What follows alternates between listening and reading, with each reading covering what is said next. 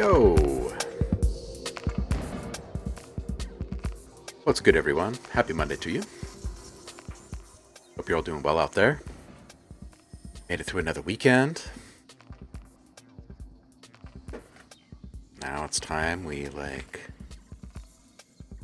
pull up our grown-up pants and get things done. I might not be wearing pants. Paul's here. Welcome in, Paul. Tuning in from sunny Maryland today.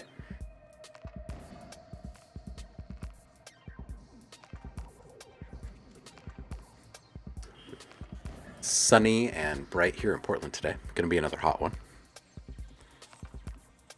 90 or so, I think, probably back up to 100 tomorrow, something like that, or near 100. It's hot. That's all I know. Saffron's here. How you doing, Saf? Hope you guys are holding up okay amongst all the madness out there.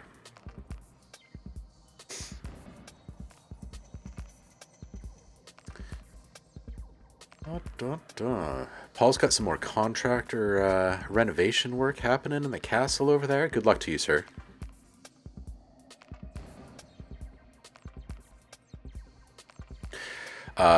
Fed, please. Welcome in. Happy Monday. Paul says, epic jam session with my EMPS compadre yesterday, mixing down the audio and making vids at some point. Nice. Gotta love an epic jam. Everybody loves an epic jam. Do what you gotta do, Paul. All right, so when last we met, it was Feedback Friday. But before that, what was it? It was Wednesday, and we did some UI sounds. We knocked out a lot of them, if I remember correctly, like a few hundred, if I remember correctly. Well, we're going to continue in this same kind of direction. We might spend some time just kind of playing around, sandboxing some processing stuff, and we might just stay focused on source sounds. I don't know yet. Haven't quite decided yet. But we're going to work on UI sounds. Yeah, I think that's all I got. And if you guys got questions or you want to see how a specific type of sound is made, we can always dive into that.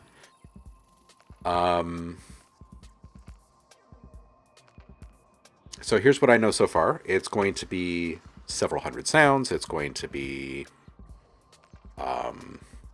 holistic, right? It's going to be a fairly good,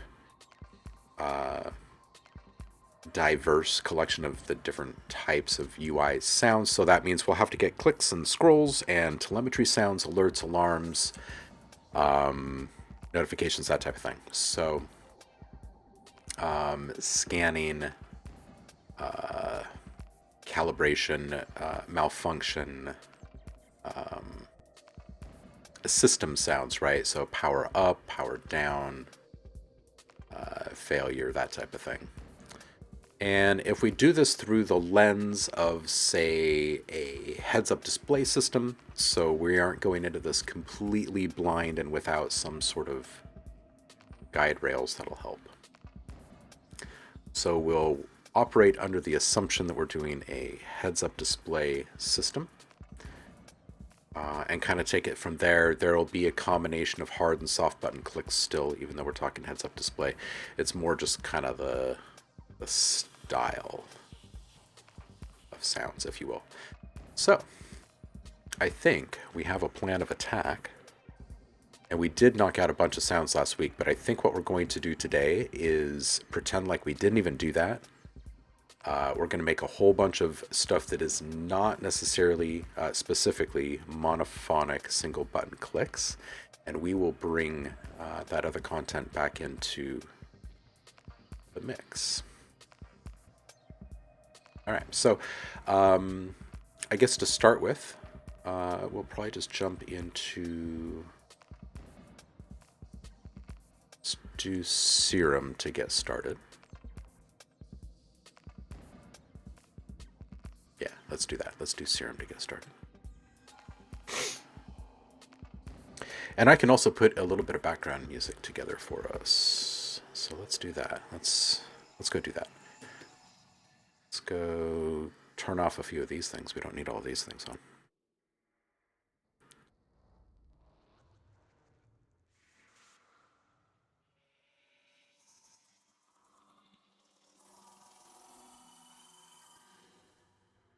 Kind of need the rest of those things. So we'll stick with this.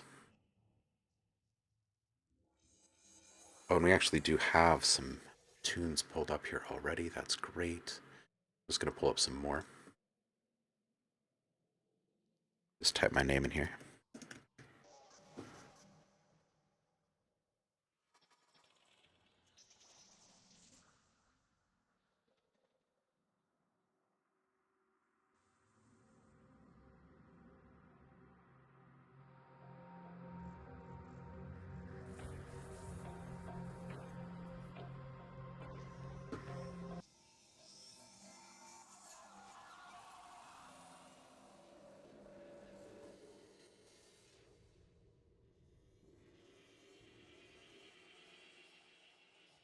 We're just kind of randomly picking some stuff here and putting it into the timeline.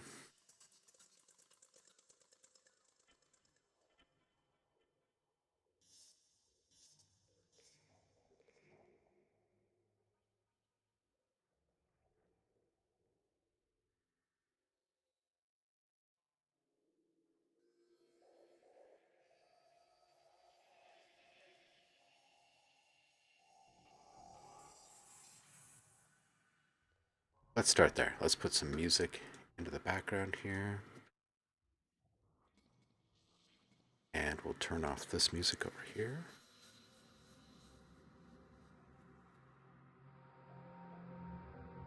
And let's start making some stuff. All right, I'm going to pull up, first I'm going to set my volume to 0 here.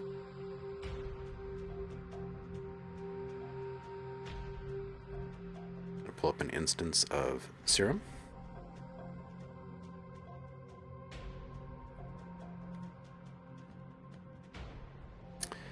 I'm going to set up a capture track too.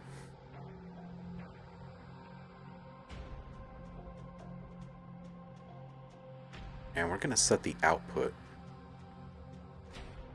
of this Serum channel here. We're going to set that output to a bus. And use that as the input.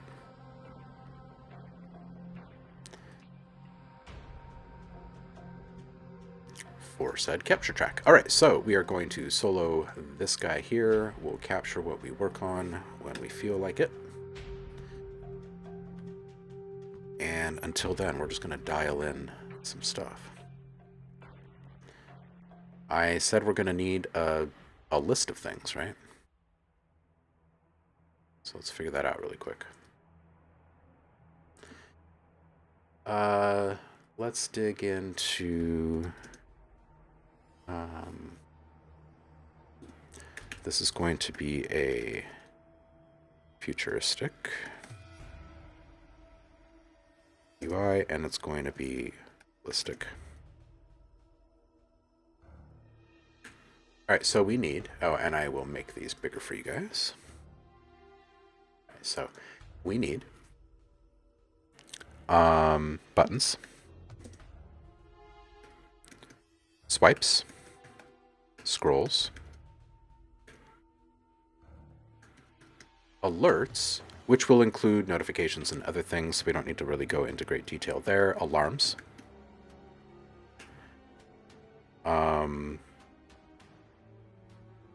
System.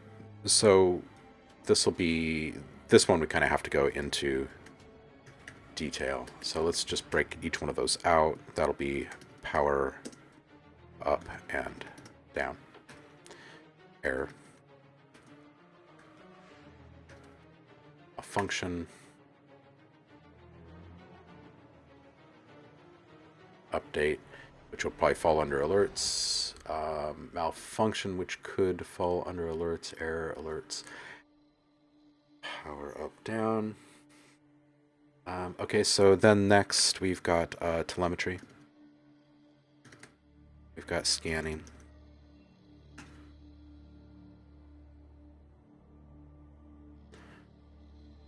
Oh, we've also got clicks. which can be separate from buttons. Scroll, swipe, we've got those. We probably need to put in a handful of pops because we need this to be holistic.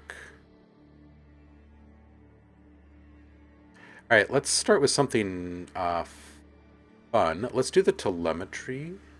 Let's do some telemetry sounds really quick.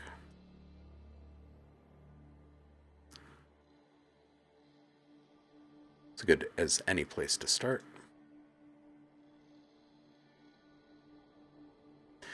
So for something like that, we can switch this guy to a square wave.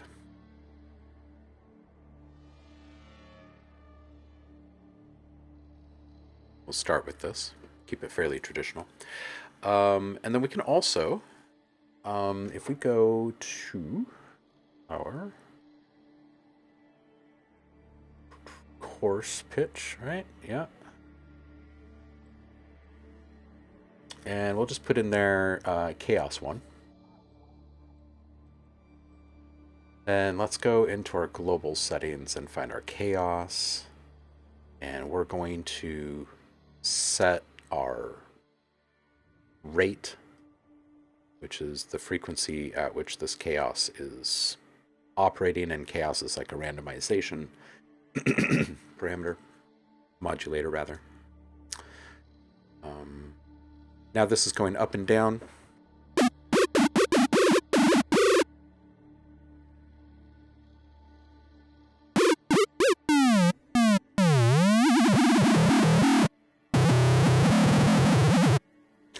Lots of interesting stuff happening here, right? Okay, so we can then take, and we can put another square over here.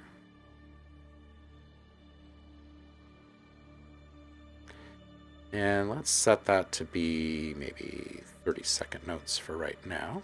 We'll trigger that.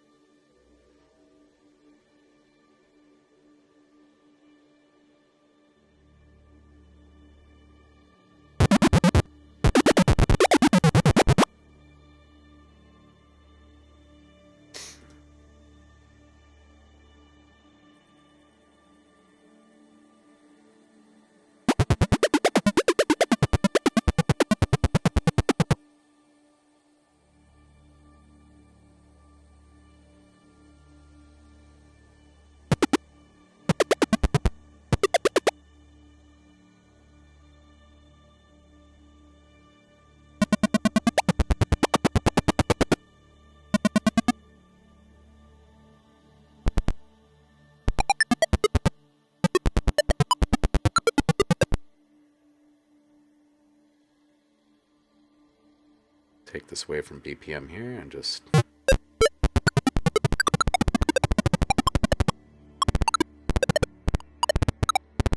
right, we're going to just kind of play around here for just a few minutes with this really simple square wave sound, and then we'll move on to some more interesting tones.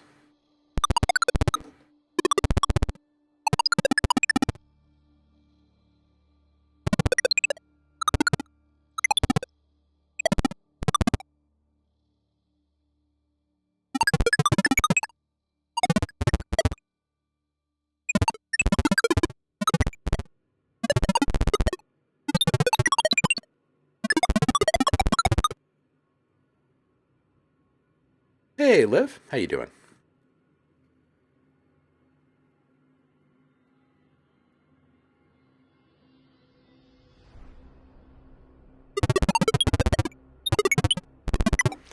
All right. Like I said, we'll go through a whole bunch of different tones and stuff. First, I'm just going to put a filter in here and see if we can find a really kind of general resting point for this. I'm going to switch to a band pass.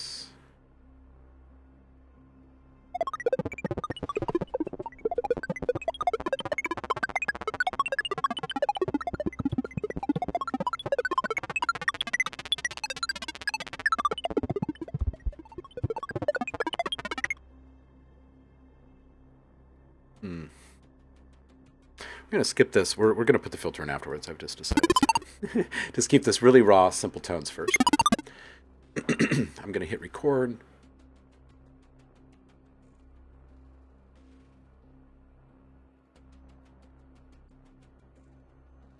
I'll set up a little region here.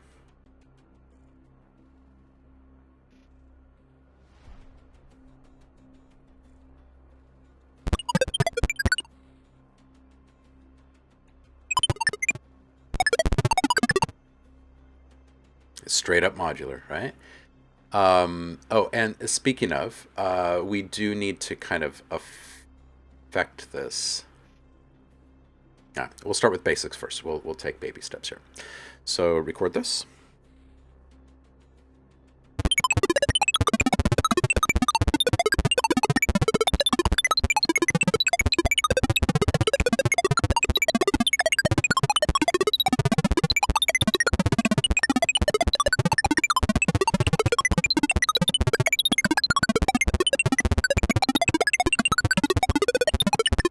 All right, that's good.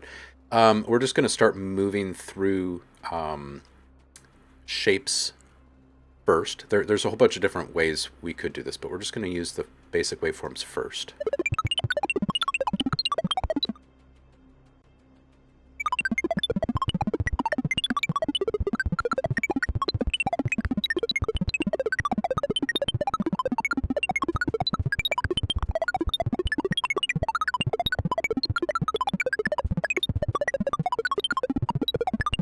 Okay, we're going to get the next one, which is our sawtooth.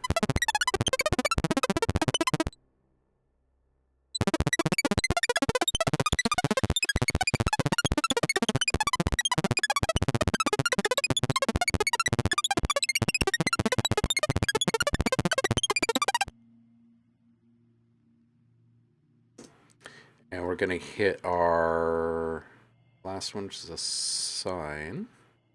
Where's our sign? There we go.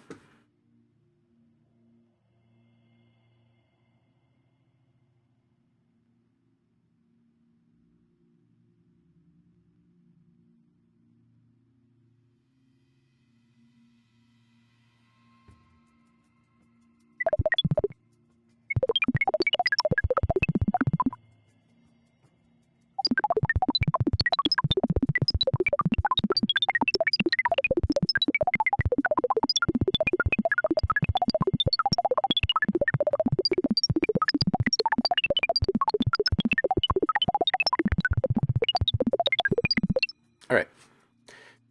Now let's just grab a couple with some kind of interesting wavetables. Just grab a couple of my odd ones here.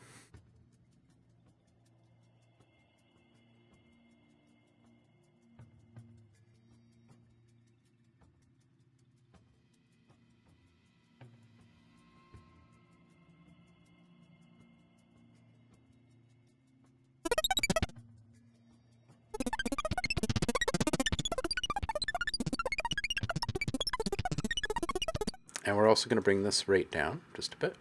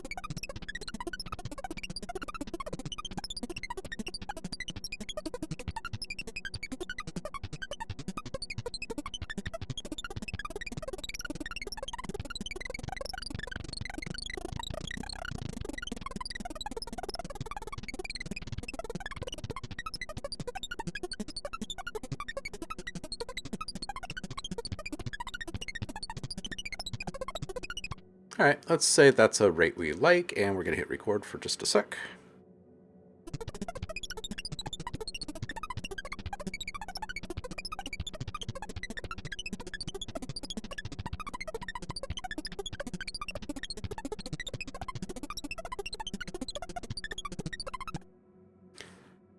Oh, nice, Saf. Let's see what this one's all about. Sizzle, huh?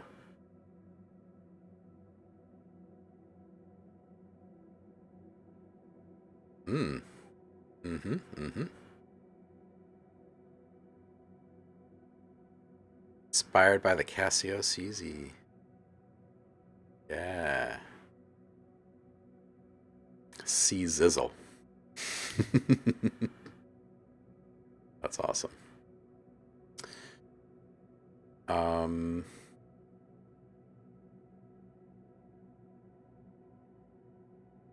Spotty. All right, we're going to grab this guy.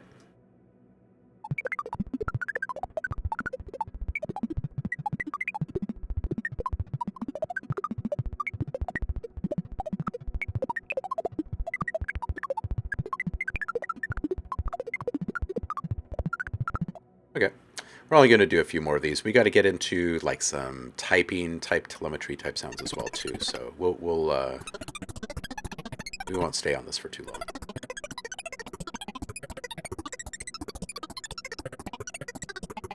This one's got quite a bit of kind of vocal formant quality to it.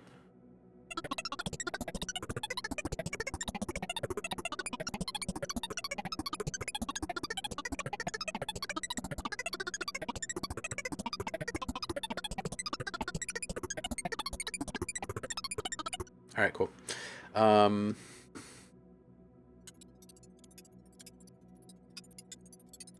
Get a bunch of this. Oh, this is great. I'm going to turn this up a little bit for this one. Going to need a fair bit of these tiny little guys.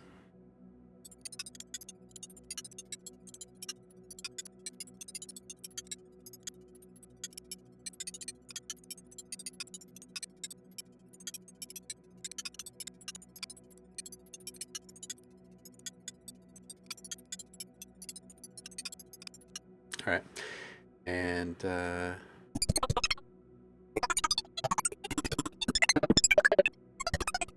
let's get something intentionally thinner, like this last one.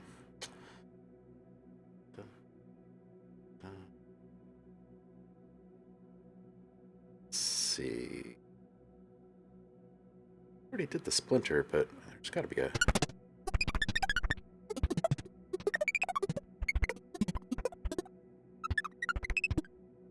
Let's just create a little skinnier version of it ourselves, shall we?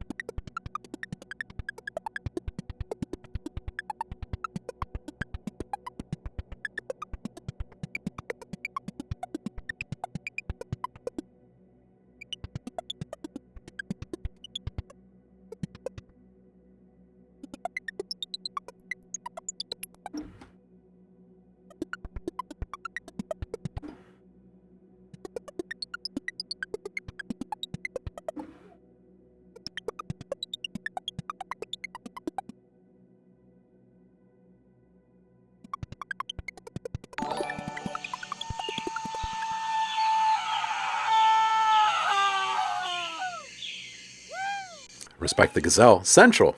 How you doing, homie? Been a minute. How you been?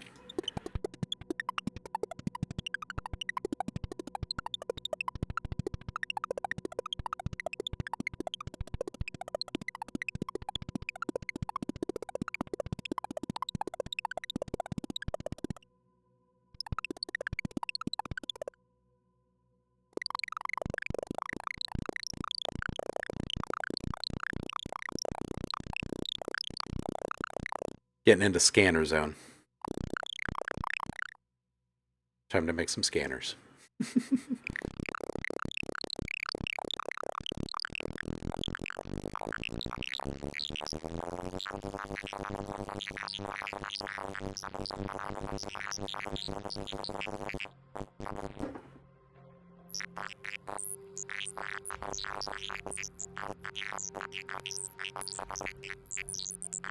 All right, we're going to grab this one. Tickle the ears a bit.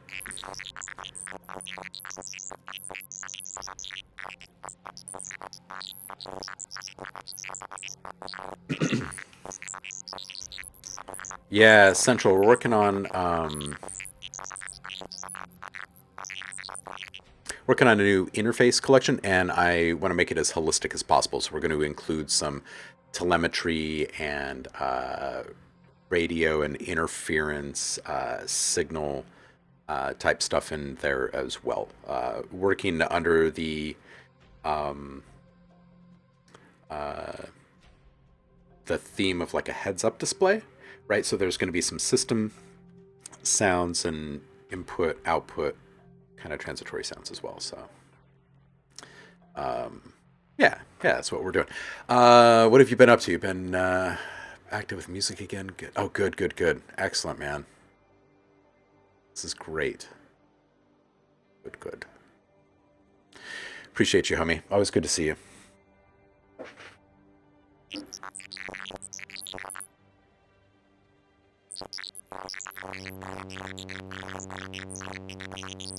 Let's bring some of this noise in here.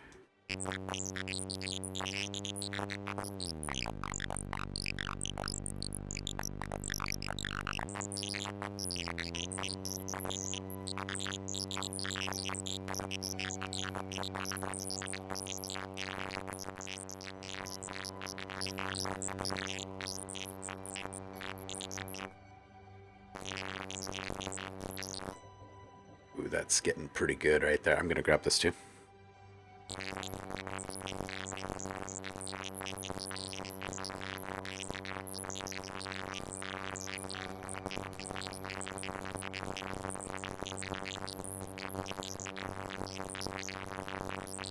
Cool.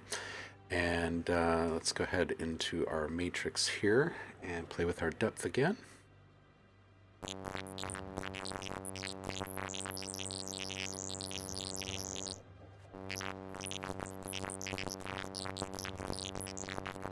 Just increase our depth to create a bit more chaos in the output here.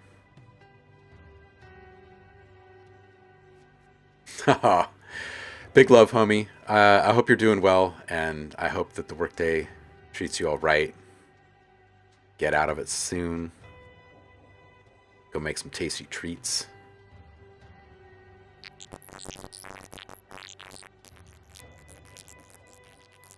Ooh, this right here. Homemade static, baby.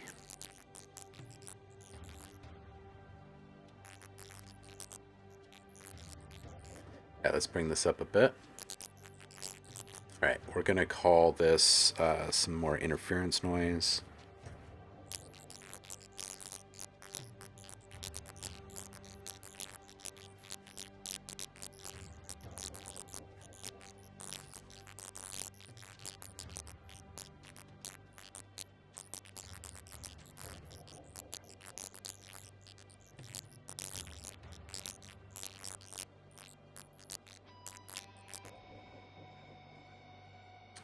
All right, let's do some scrolls. While we're in this kind of really rapid fire thing, let's take this out of unsynced. Let's get this back into BPM. And we're just going to get into like maybe 64ths here. And we're going to take our matrix. We're going to take our depth way down. Okay, and we're going to use this as kind of a starting point for some scrolls. That's going to be kind of hard to hear, so we're going to use a compressor.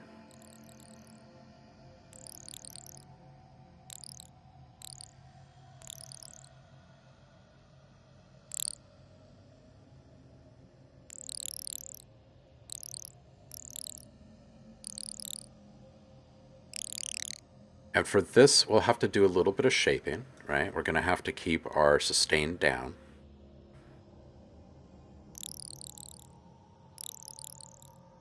And we're going to have to keep our decay kind of at the right pace here.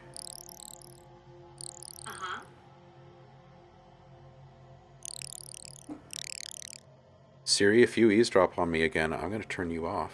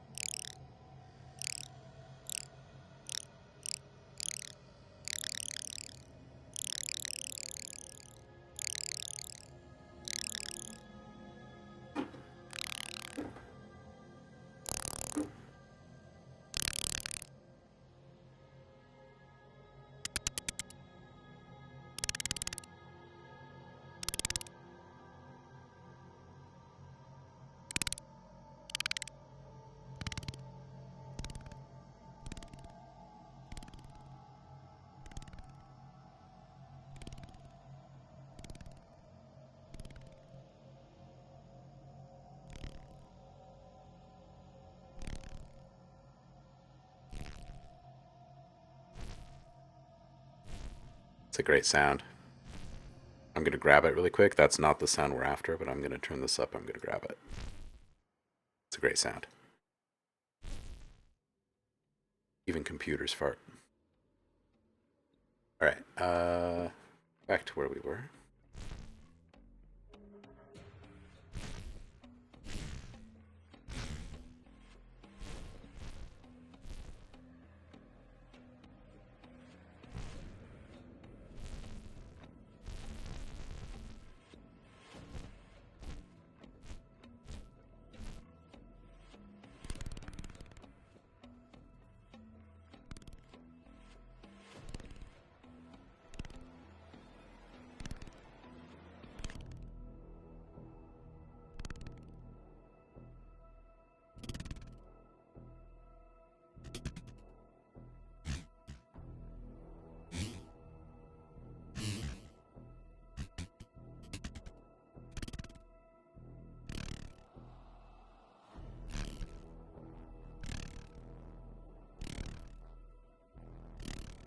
I'm actually really not liking this sound right now.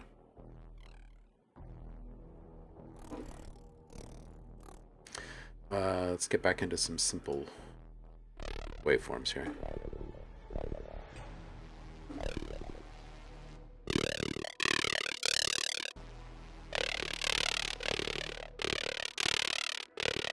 That's a little better.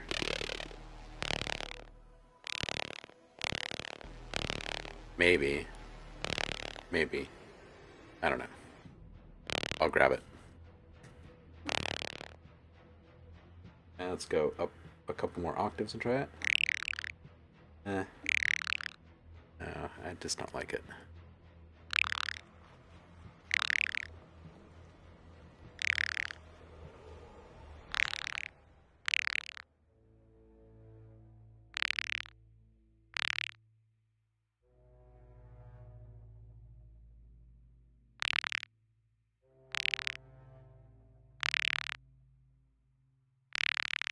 Maybe this. Maybe. Let's try this. Listen back to a couple of these here.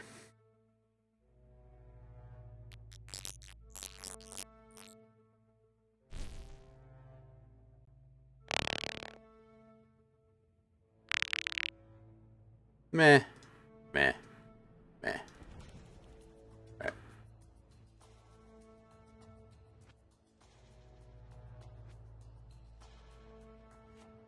Let's do some alerts. I think I feel like some alerts right now, shall we? And let's stay in Serum for a minute. Let's stay in Serum. I'm going to go ahead, I'm going to drop all of this down to a new track with no input. Mute it.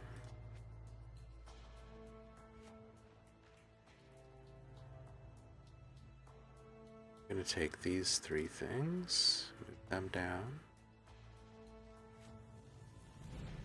All right, disco. All right, so we need to figure out what kind of alerts and notifications we need, right? So let's just outline this really quick. This is alerts and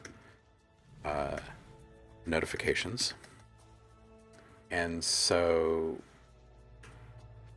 these will be dings, pops, pips, chimes,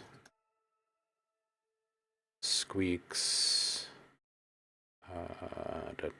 bells, ticks, blips, and then there's going to be the need for variations. There's going to be the transient. There's going to be the push or the soft.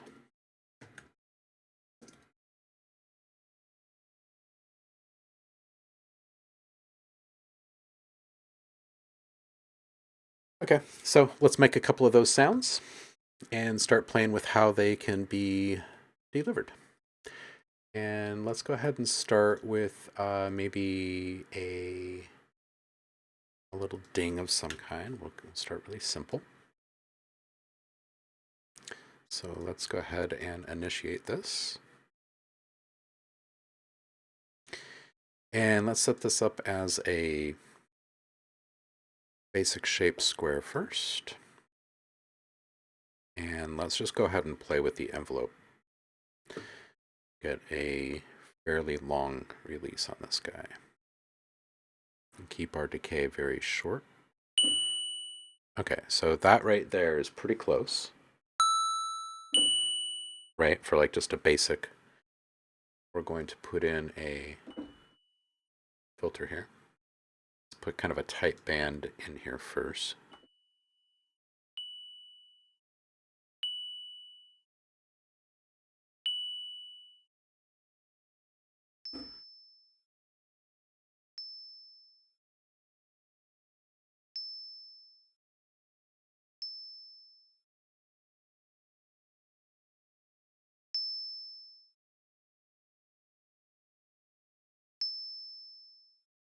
Project proceeds. Excellent. Excellent, Paul. Good news.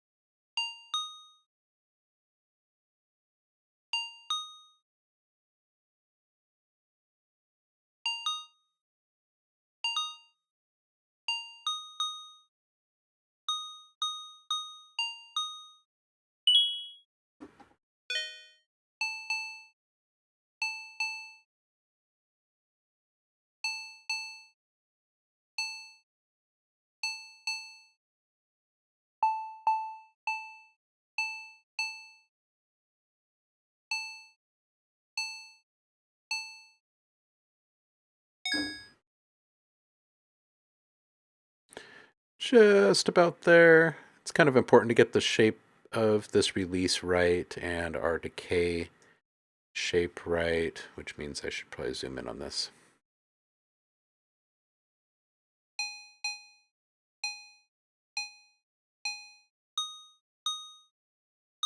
Once we have this set up, we don't really need to fiddle with it too much anymore.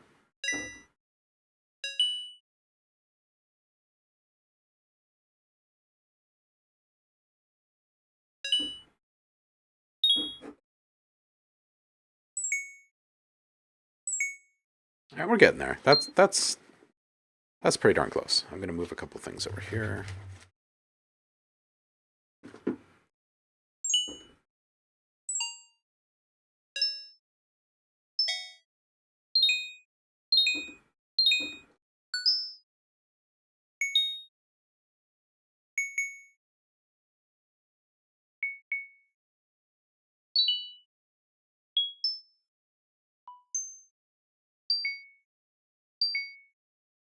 All right, I think we're pretty much there.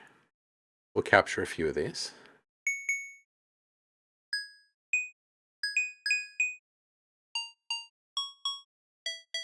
That is nice, Paul. It's always nice when stuff is an easier answer, isn't it?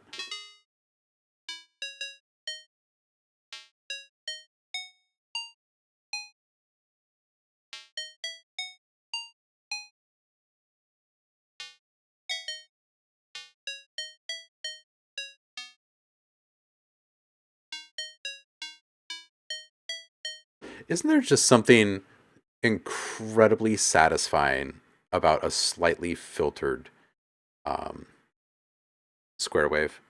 Isn't there? There's just something so simple.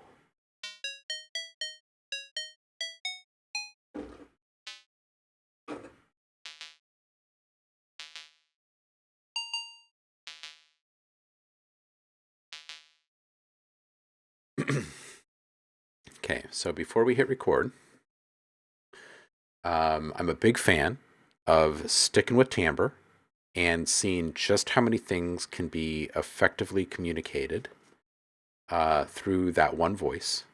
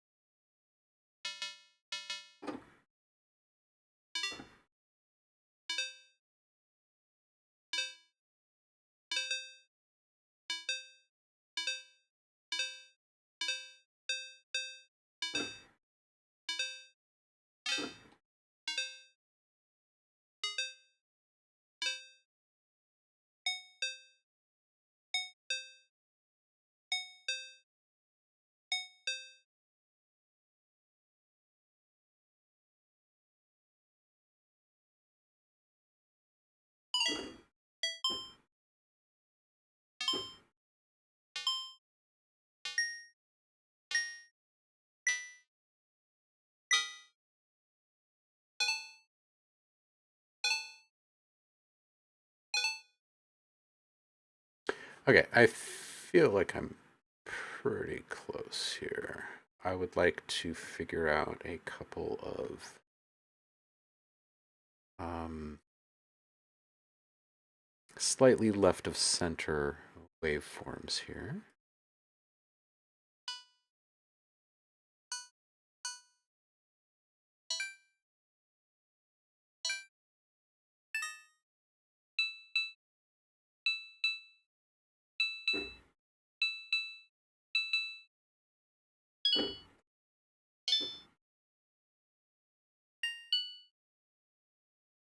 Okay. So it'll probably be somewhat kind of sprawling, probably a few minutes recording each time.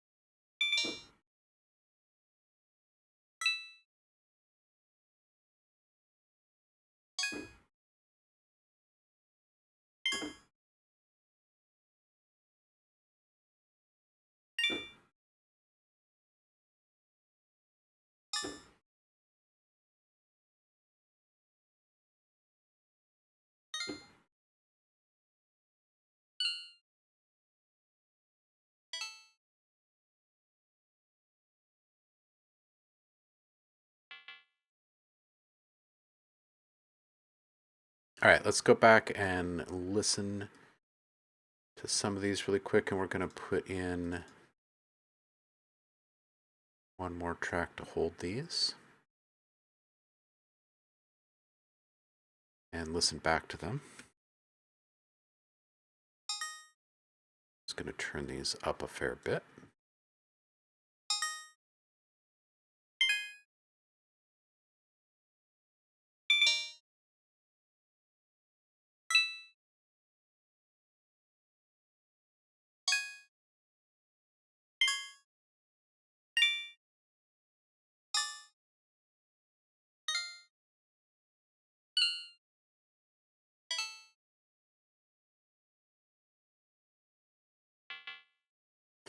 All right. I think a couple of those are fine. And as long as we keep getting a couple per take, then I think we're probably good.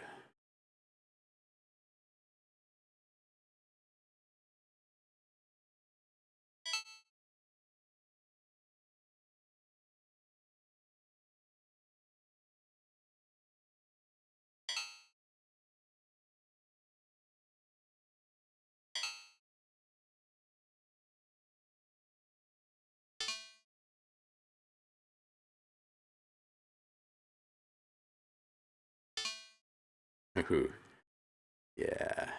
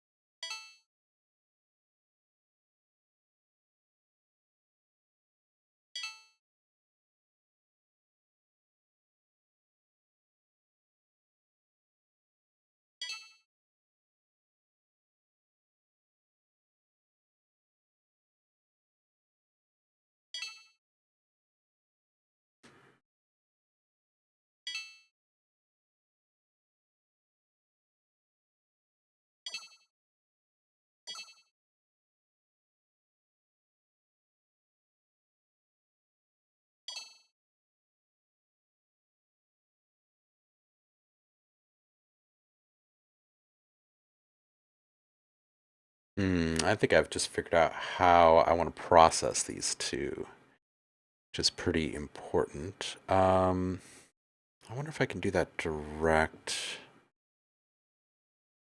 in this same project. Let me think here.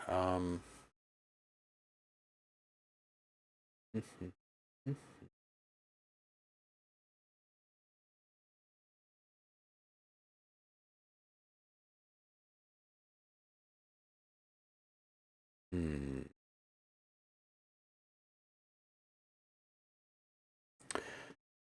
Okay, so I need to route this differently. Okay, I'm going to come back to this. My concept here that I'd like to explore is bouncing mm, easily probably 100 of these types of sounds, and then loading them up into Polyplex and using the Twisted Tools um, effects engine and modulation capabilities in that tool to kind of be the secret sauce for this pack, I think. This is good. This is good. Now we have direction. Blazing Beats. Okay, so this is going to be a kind of a maiden voyage of UI sounds for the Ghost Tech store and see if their audience has um, interest in it more than anything else.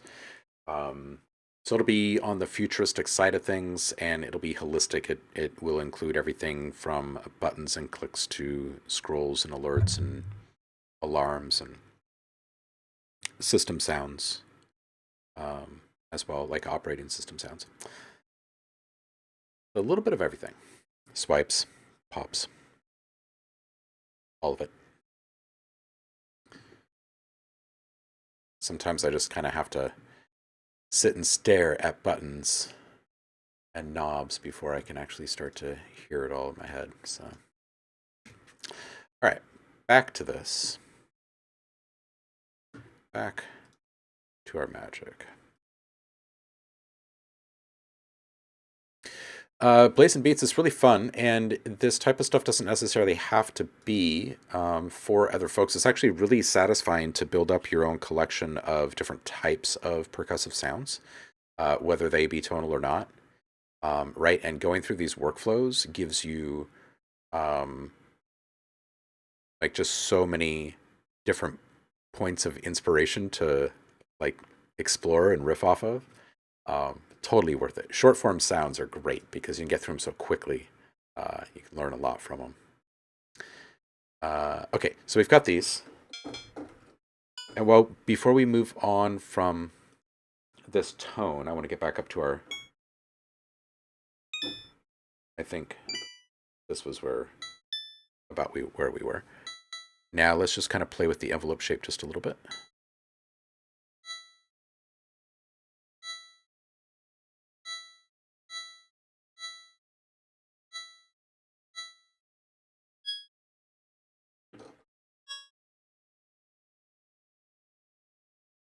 Okay, now these are not buttons.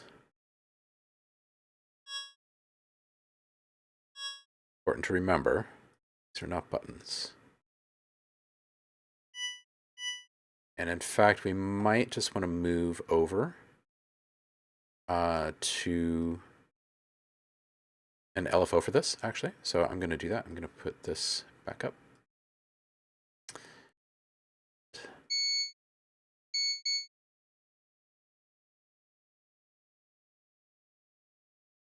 Instead, we're going to come over here, make this an envelope. And the reason why is because with this, we can add in a few extra breakpoints and make something really nice. That's what we're going to do.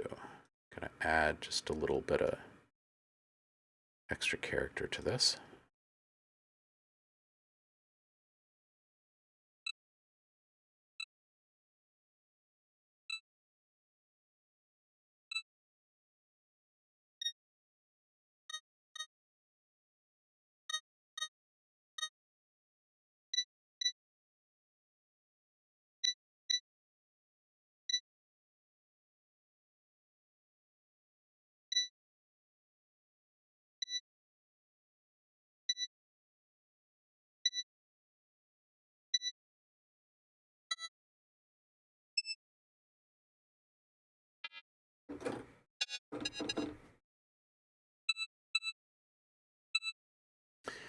And if we were to come over here and say, hey, let's delay this thing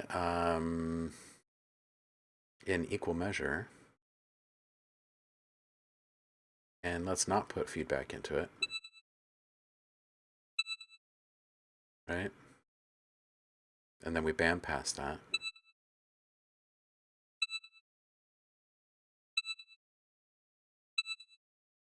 It's kind of the easy way to check and see if your sounds will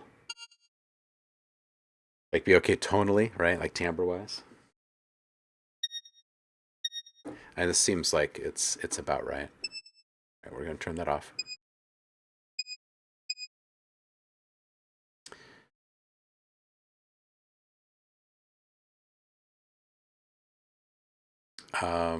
Oh, if I said something about the making the types of sounds, I was saying you should. You should go ahead and make them, even if not for other people, because it's really great exercise just to make these types of sounds. You can learn a lot and glean a lot, but you can also find lots of different uses for this type of sound design once you start kind of dabbling in it, right? It can teach you a lot about the importance of shape of waveform and sound. Right. Oh, I closed that a little bit too early. I want to check that delay one more time.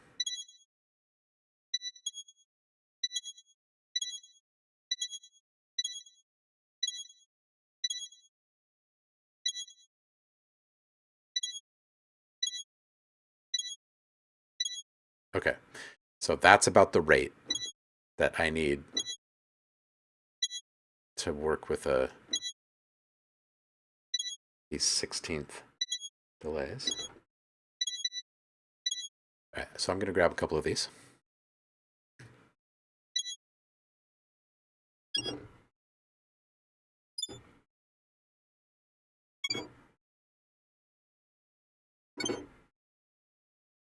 All right, and then I'm going to quickly just grab a different waveform.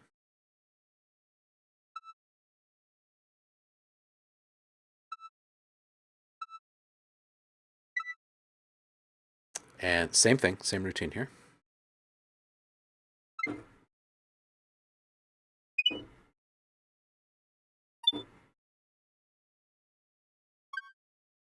That's a good one.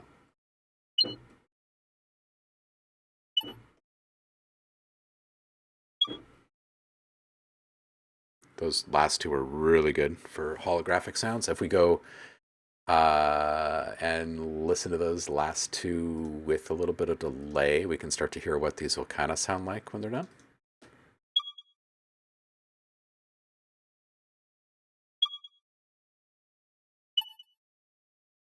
Yeah, these polyphonic sounds really kind of start to come to life once you let them wiggle in the air a little bit.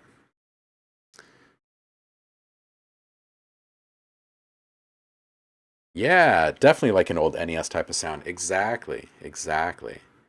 Yeah, so this will be right. It's under the theme of like futuristic. So the sounds will be, pretty digital all the way around.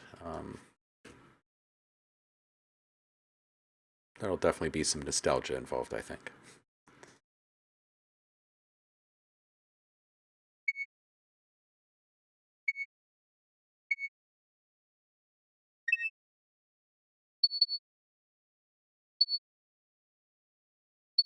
Like that right there is actually a pretty good notification sound once we add a couple of really simple processes to it. So I'm going to grab that one. And I'm also just going to play with um, the shape here.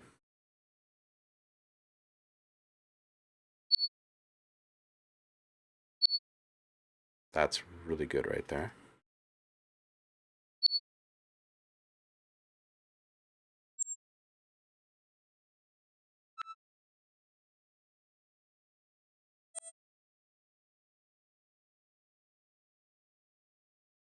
Yeah, this is a really good shape that we've got cooking right now. This guy. It's a really good notification sound there. Some of these, when they come in, they're so tiny. Oh, I need to save this guy. I've not saved this project yet. Let's do that. UI. Now that I understand what our project is going to be, we're going to put this into a new folder, and in this folder, it's going to be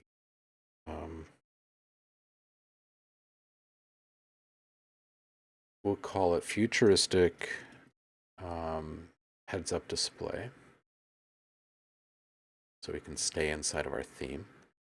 And we'll call this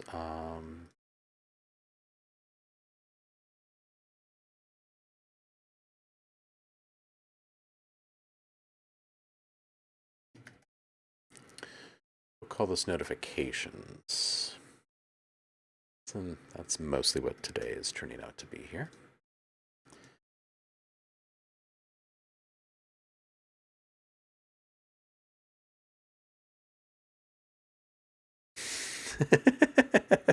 Nice.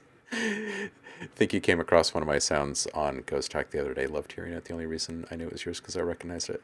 Yeah, you guys hear a lot of stuff that ends up over there. I mean, between the stuff that ends up in the Audio Design Desk library and the stuff that ends up in Ghost Hack, I'd say that it accounts for, um, gosh, I don't know, maybe 80% of what you guys end up hearing on production streams, probably.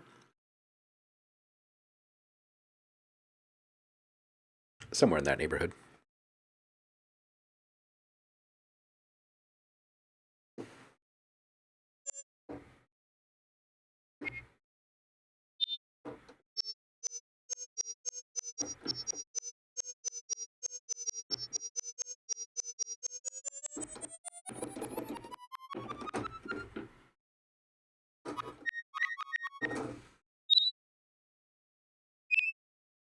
Oh, that's really good. Hold on, let's grab that.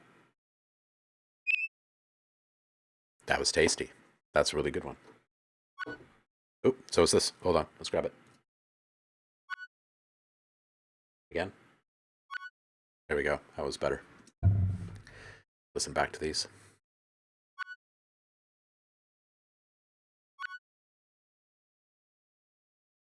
Yeah, they're just a little bit different. This one's better.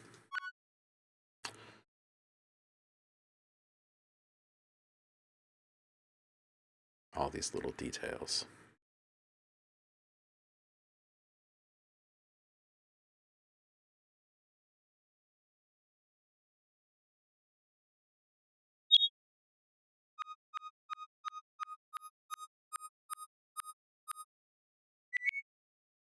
Hmm. They're starting to pop out all over now.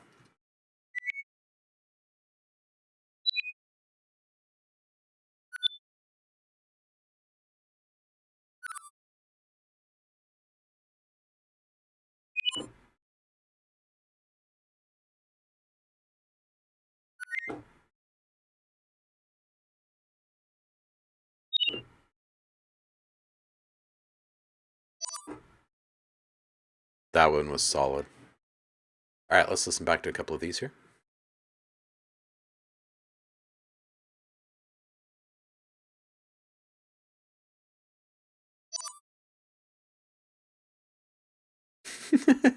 Which means you've most likely or more than likely used some of my sounds in your music, which is awesome.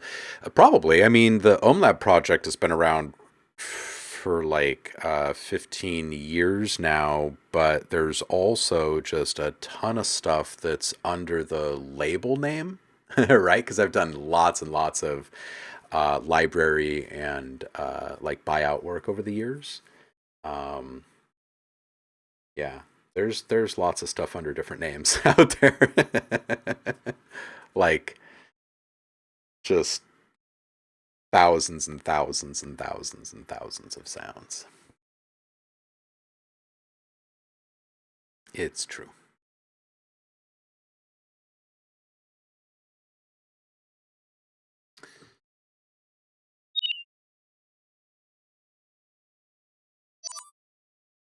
The nice thing about that kind of about being prolific at that level is that a lot of the stuff ends up in, um, well, all of it ends up in royalty free collections, right? Which means that they're all going to continue to be used because people aren't afraid of being taxed each time they use them, right?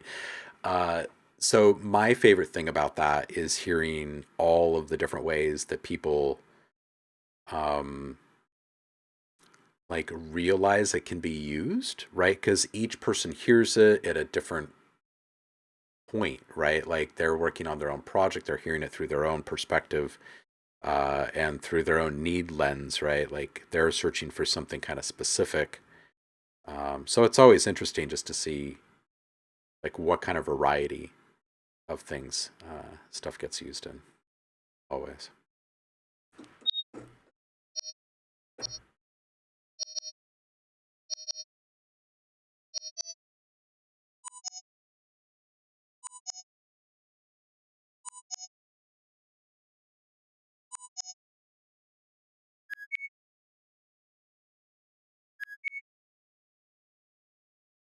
All right. And like for instance, the last few batches of sounds here, this is the sound has actually been the same. This is all just the same wavetable that I made ages ago, but I'm changing the wavetable position.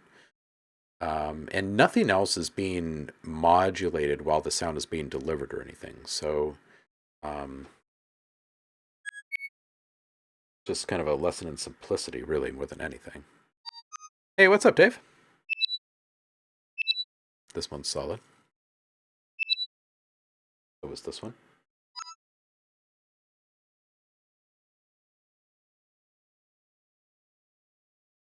When you have really good wavetables, everything starts to seem just a little bit unfair with the good sounds that start falling out. Let's check out this steampunk here.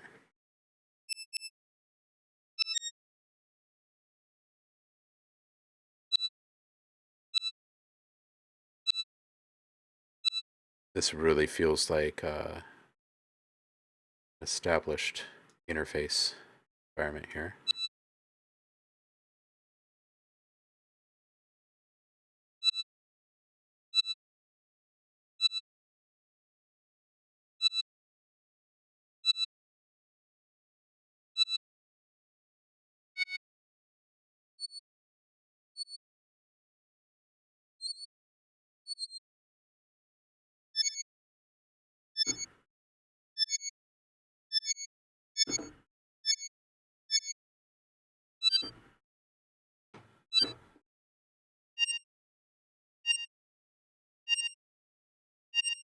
Oh, that's so good.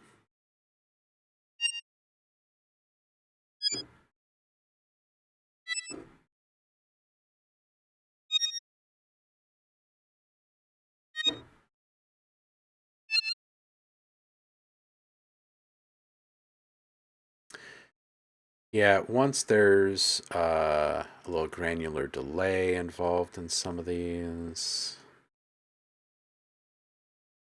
phaser. I think what I'm most tempted to make is some creepy sounds, says Blazing Beats. Do it. Do it. When you start to really become immersed in the things that you yourself are conjuring in the moment that aren't, like if you're used to making music and like you finally become immersed when you reach this certain point with the music making, everything kind of changes when you allow yourself or find a way to get yourself immersed in just these individual sounds that you're actually the one conjuring. Everything, I feel like everything changes. So good. Paul says, wavetables. Reason enough to get VCV and the ball of confusion wavetable oscillator reads serum waves and loads a directory of waves into a sphere, then plays the sphere. Whoa. Interesting. So this is sort of like the cube, kind of, sort of, I'm assuming.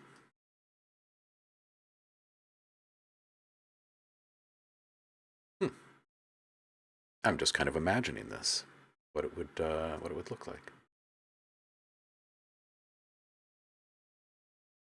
Let's put a few more tracks in our background cue over here, shall we? What do we need? We could put a little ghost in the matrix over here. That seems like it's within reason. What else can we put in here?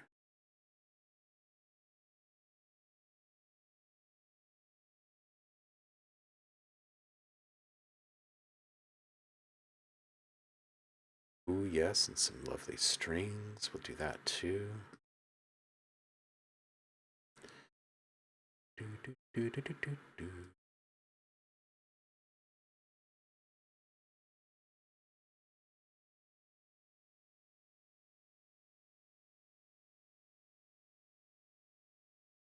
Okay, let's listen. I don't know where we were. Probably somewhere or I don't know. Over here.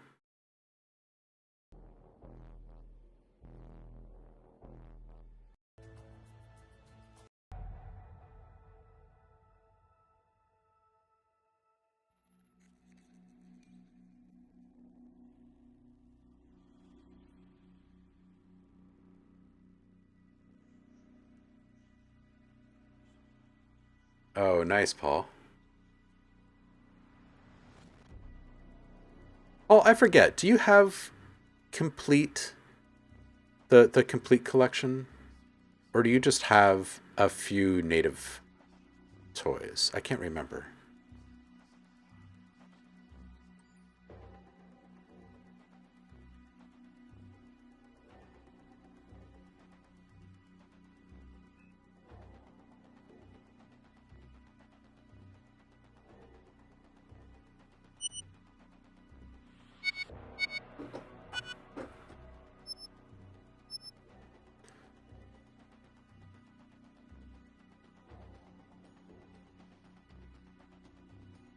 Oh, oh, I think I've heard you talk about this before. I think so.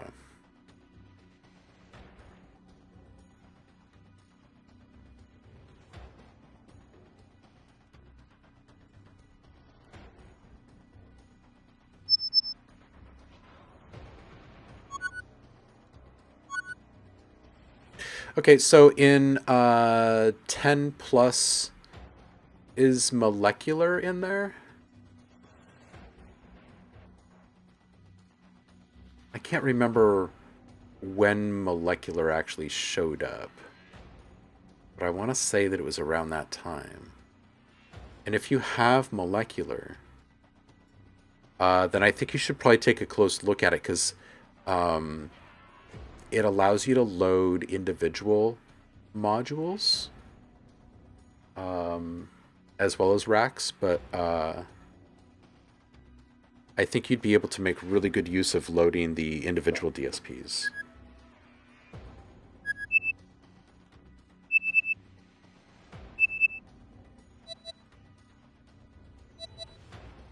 All right, let's grab some with this wavetable here.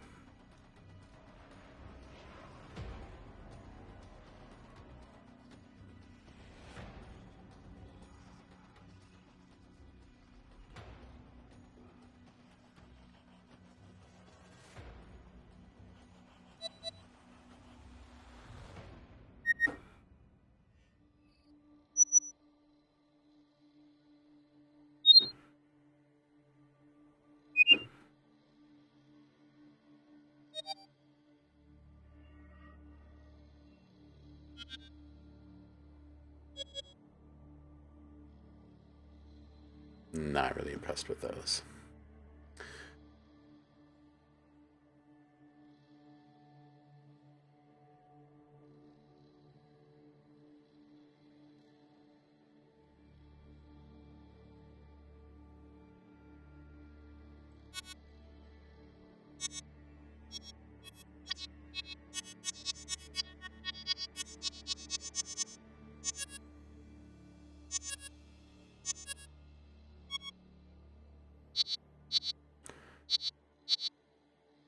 All right, so we're going to bring this guy down. Maybe not that much. Make this a bit more of a push here.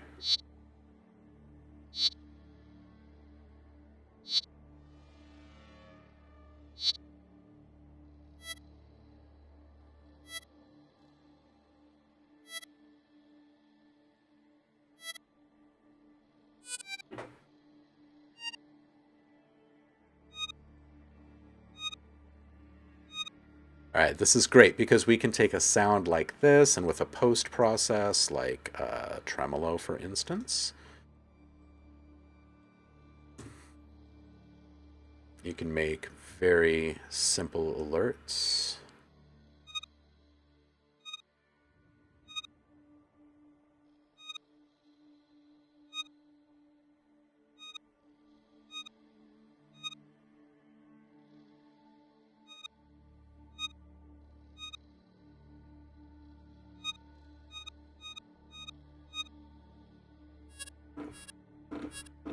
Yeah, this will be good.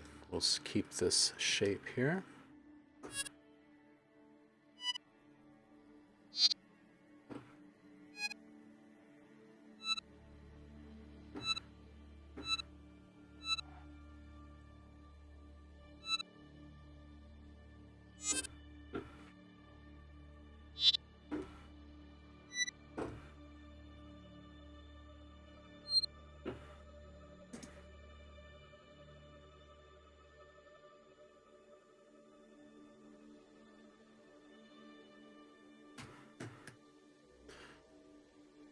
All right. Let's take a look at our list here. I kind of want to do the pops in a different tool. I think I'd rather do it in a sampler than a synth and just make some pop sounds. And it's just much easier. That type of thing. Chimes. Let's do a couple of these chimes really quick. There's a couple of ways in which we can do this. They're very similar to the bell type of notifications. So let's go ahead and just initialize. Let's grab something really tiny.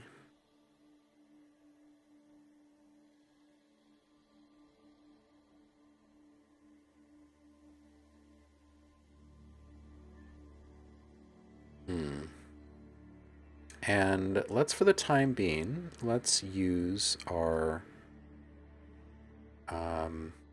main envelope for this. And we'll give it a pretty long release and a pretty short decay.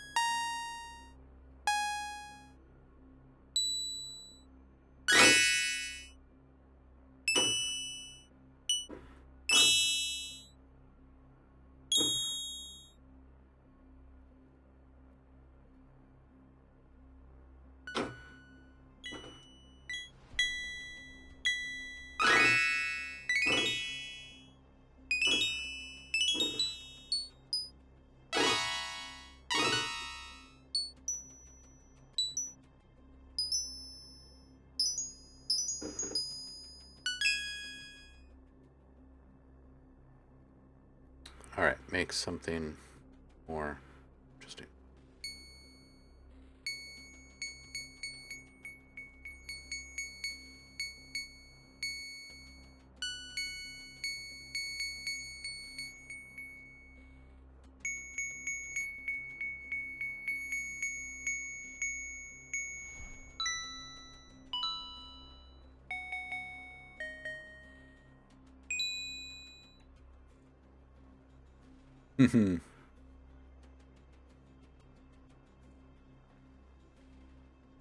Yeah, I hear you, Paul. Especially with the GUI. Yeah, their newer stuff is nice because you can really blow it up size wise, which is nice. But their old stuff, it really does blow on the bigger systems. You're right. Ooh. Oh, interesting. Cherry Audio always makes really good stuff.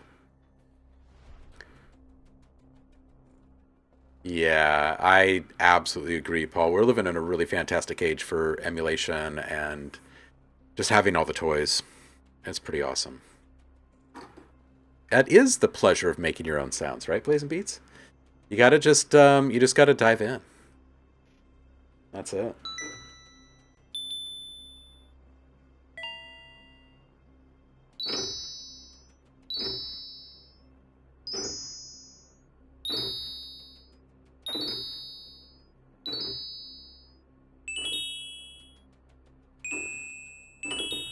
I'm not a really big fan of chimes, so I really only ever include a few in packs like this.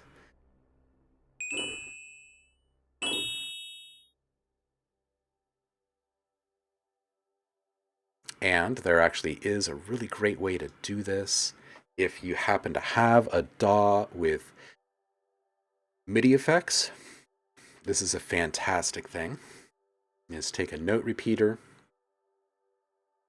and then you play with your delay increment, like the rate at which we're going to be hearing these delays, and then how many repeats specifically, and how much to transpose for each echo, and if there's going to be a velocity ramp, right? So we could actually start out a little bit quieter and work up in our ramp for something like this.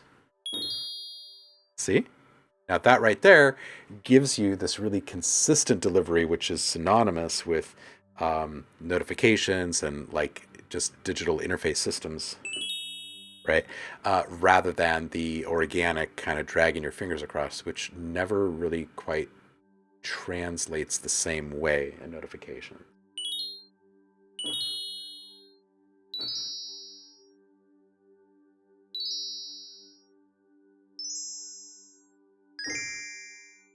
There we go. So we'll put in a few. We'll put in a few. I don't think this is the right sound. I'm really not liking it. Let's just... We're going to make one here in just a second because I'm not feeling very patient for it.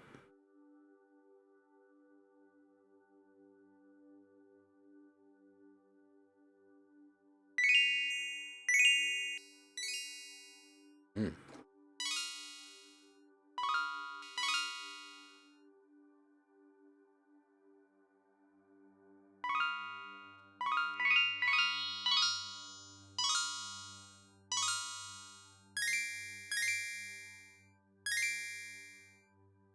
Yeah, exactly. These different types of notifications.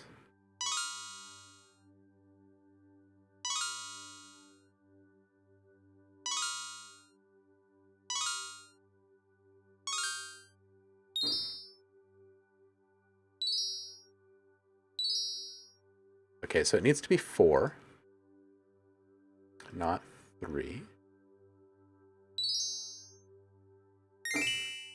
That feels a little bit better. And let's go one step quicker.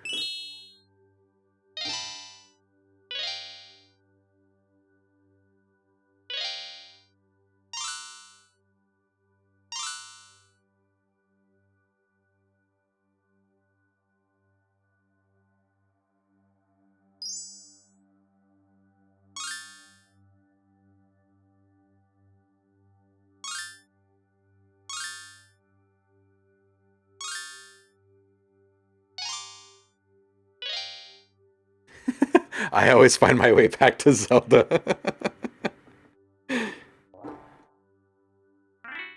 Oh, and down here, that's like a little dub thing. You hear that? Hear that echoing out. Here's some chord stabs going.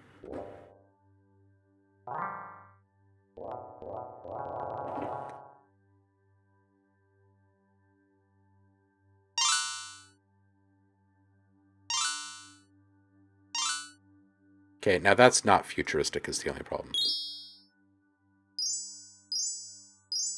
I mean, some of these upper frequency ones are fine. This is better. It's a little less descript. It's very high. Ooh. There it is. That G sharp.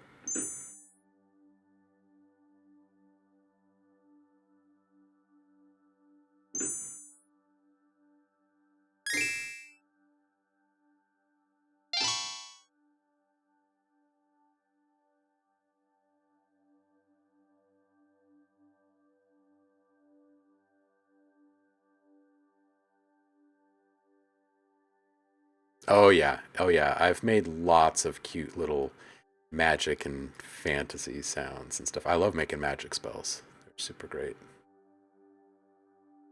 Um, and same goes with branding elements for magic type stuff, right? Like coming up with audio logos for um, um, like a video game that has like this frozen magic kind of aesthetic to it, or flaming hot. It's always fun to cook in the elemental elements to these things. All right, back to this. Let's find something really digital.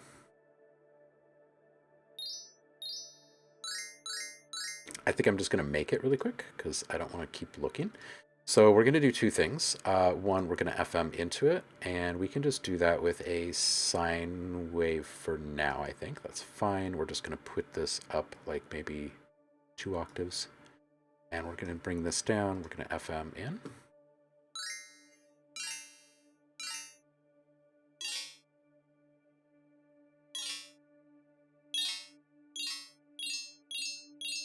So good. Okay. We said malfunction, error.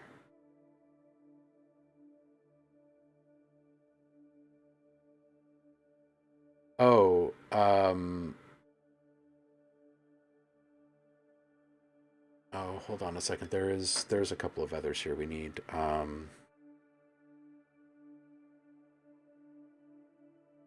Error, malfunction, accepted or successful.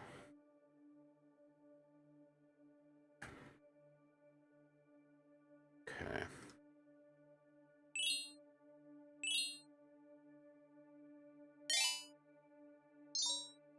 Oh.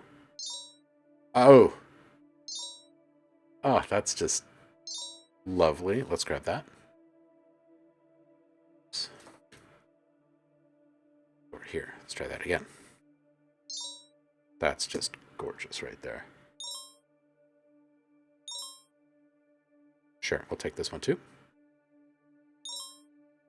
These wraparound moments, so you reach the end of the MIDI range. For those of you who aren't aware of these little tricks, there's all sorts of little tricks like this with MIDI on the sound design side of things that you never really bump up against in the musical world because they're at these extreme edges. So one way to take advantage of a MIDI effect is to understand the range of MIDI notes or channels ends, right? And that in order to avoid like fatal errors and stuff, it'll wrap around, right? So it'll go from key 127 or 128 back to 1, right? So this will give you a way to go up and then drop down an octave really quick, which is really, really great for sound effects. It's something that you do manually a lot. You jump like 3 octaves at a time, especially for like notification sounds and stuff.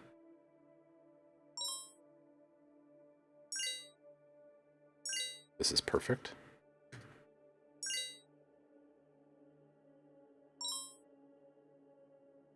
All right, let's just listen back to these guys here really quick.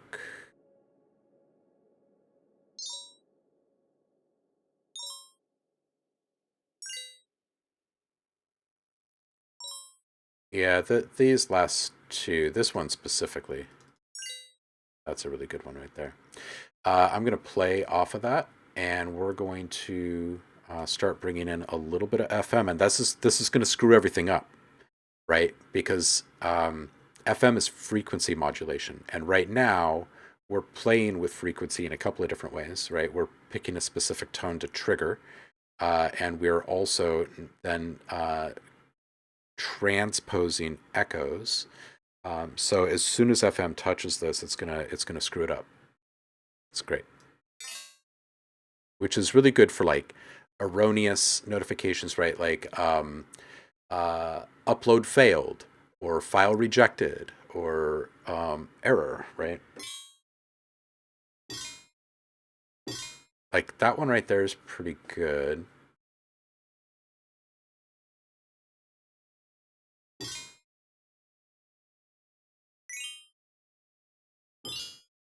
Oh, oh. That's a good one.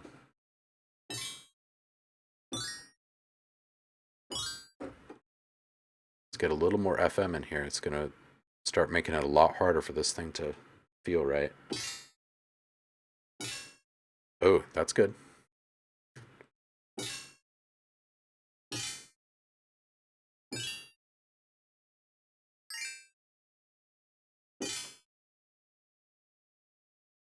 These are good. These are all good mistakes. Network error. Return error. No such file error.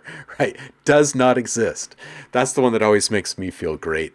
Does not exist. Right up there with fatal error. All right, let's get up to 3 octaves up on this guy.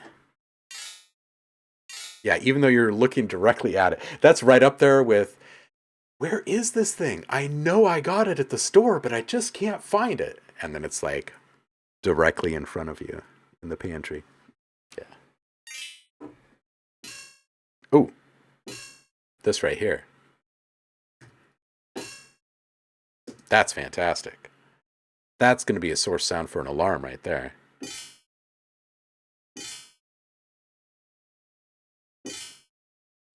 This is why we have to play. Oh!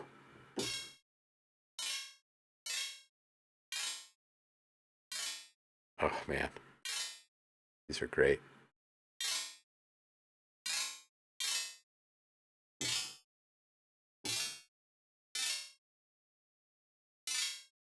Ugh. That's just so good. FM is such a wonderful thing.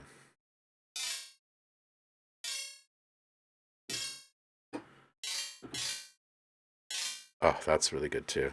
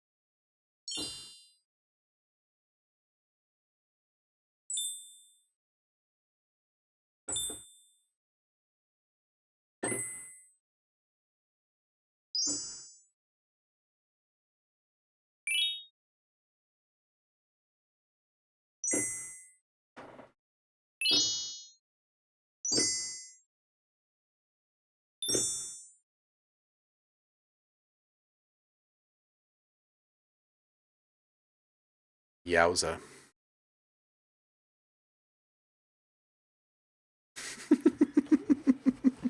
Yes, error. An error has occurred. Yes, yes. Oh, I've seen just the absolutely like most atrociously worded errors. I've also seen the lorem ipsum, like people have just not filled out the field. Um, it's just so helpful. Oh, there's so many good error moments out there, man.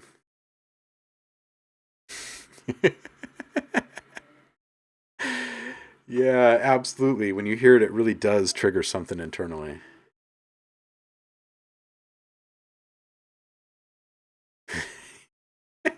You're right. Placing beats is like all those tiny sounds you hear in a game. Normally, one ignores them, but there's the times when you're not playing any, and bam, the sound is heard.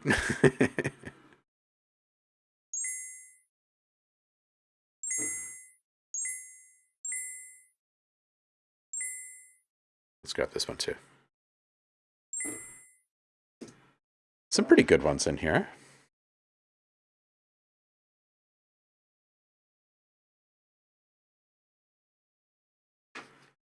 Okay.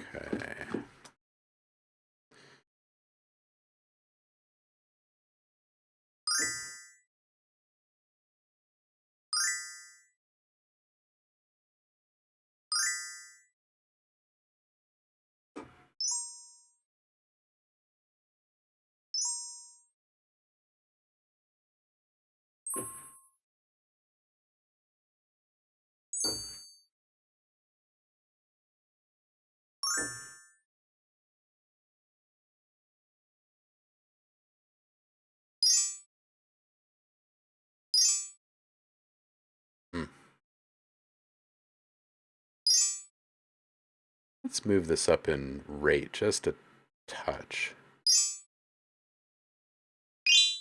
Uh,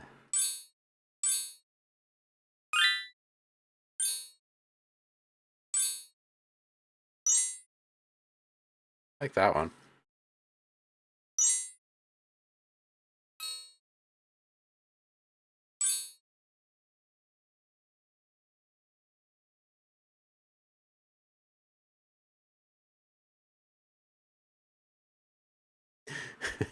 The error in left intentionally wrong.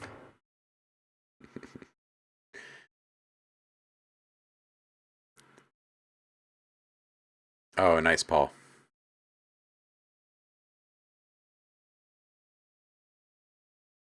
Oh man, yeah, the blue screen of death. Yeah, those highly triggering sounds that just kind of stick with you. They just haunt you forever. Oh, sorry about that, guys. Oh, hold on. There's another one. All right, we've got to start going in the opposite direction now, I think. So we're going to take this, instead of 3 up, we're going to take this 2 down the root. And we're going to start blasting this. Oh,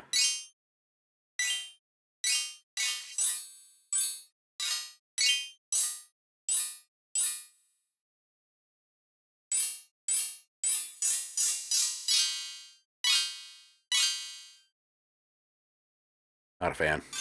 Just not a fan.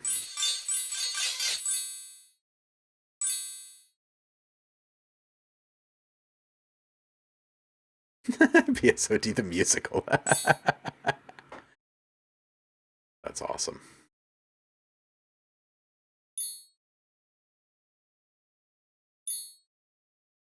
Okay, I do like this. We'll take this. Thank you, Mario.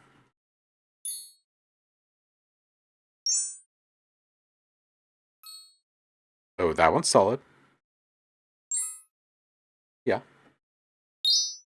Yeah, okay. Well, I can't win them all. Okay, let's let's just this one here. One more. There we go. So down here. I want to listen through a couple of these and just kind of see what we've made.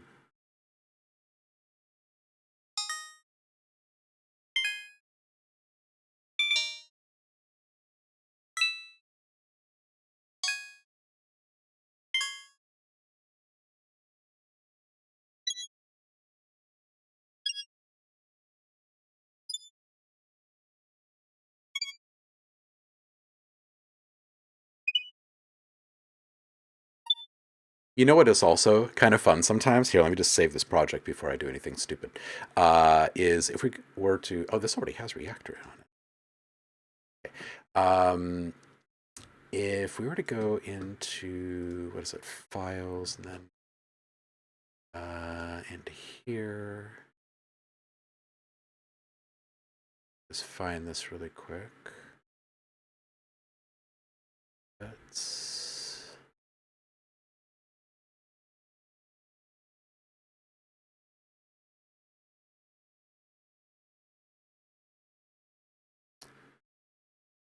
Almost. There it is. Grab this guy.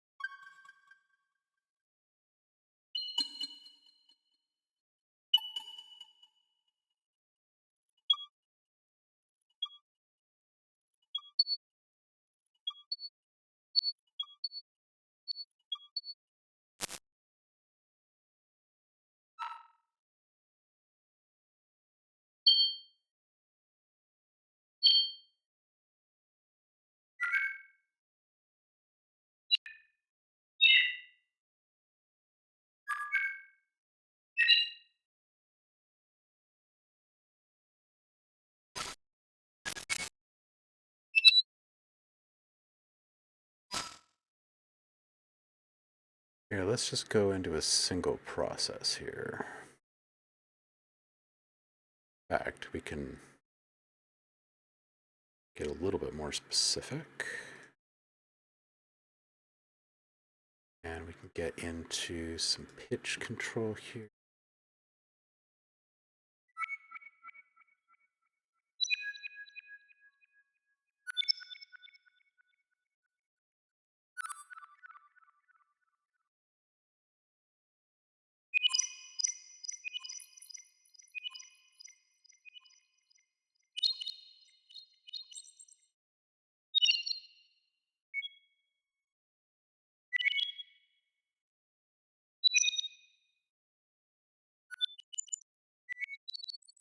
Ooh. This mangle smear is pretty cool.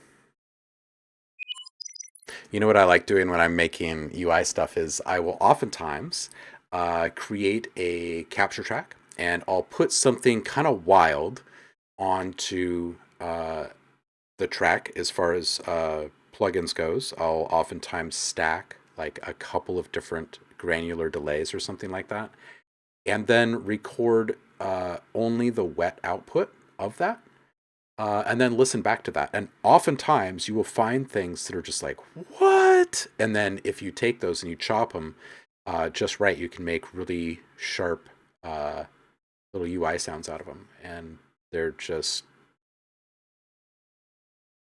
indescribable. You can't fathom how they were made. So, yeah.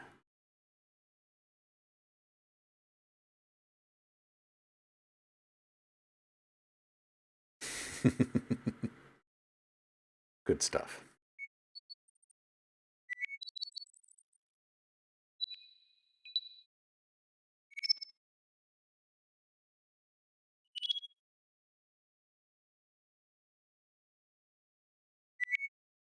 Okay, so here's the difference between just the little flutter 2-note thing here and add in a little fifth granular on it.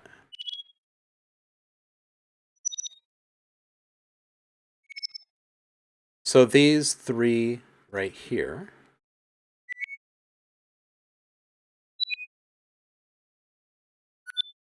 although they are fairly okay on their own,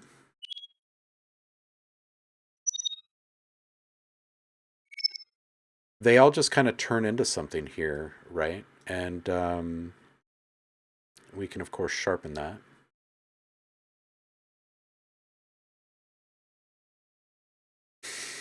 Blazing. I'm glad you got recommended the channel too. Do you remember who recommended it? There aren't as many folks doing this on Twitch as there used to be. There just aren't, fortunately. But we've got each other. There are some really weird places you can get into if you start playing with Driver and Portal together. Yeah, you have to be a little bit careful with this combo.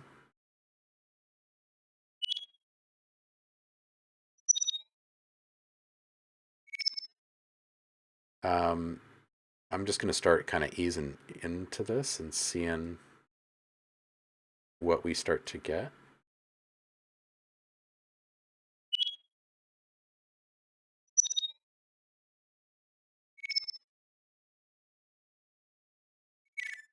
Oh, now we're getting some.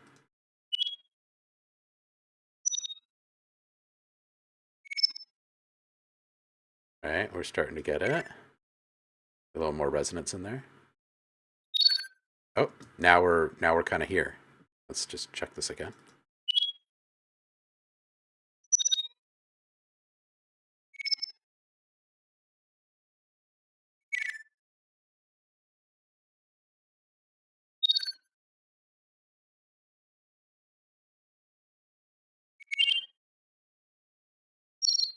It's a little resonant, but you know, there's so many different ways to fix that. Let's fix this in post here. So at the end of our signal, chain here.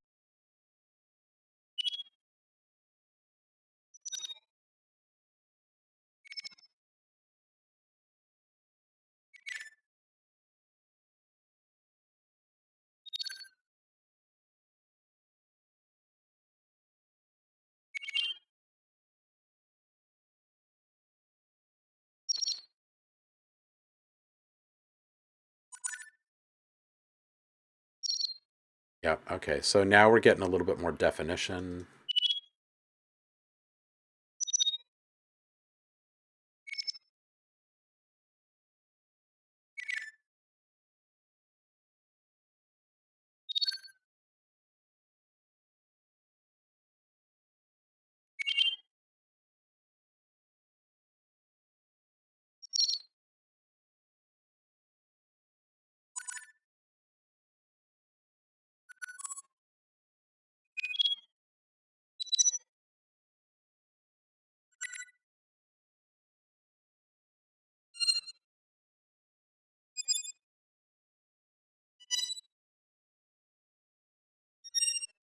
Okay, so see, now we're not really getting the same kind of love from this anymore. I mean, it still sounds good, but it's not quite as transformative, right? Because we're not really playing with the polyphony as much. But what we can do, um,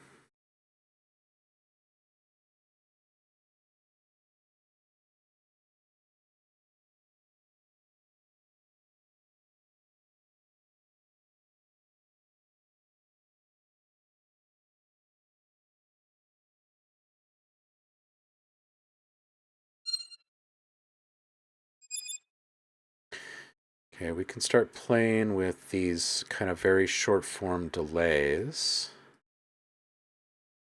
Get into these kind of in between spaces, not whole voices, that type of thing.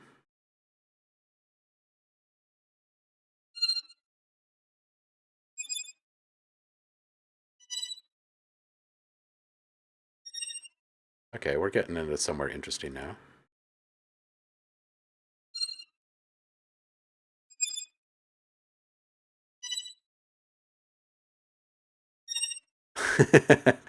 Blazing beats, I appreciate you, homie. Yeah, when people really start to really like truly tune in to the effect that sound has on their perception of things, it's pretty profound.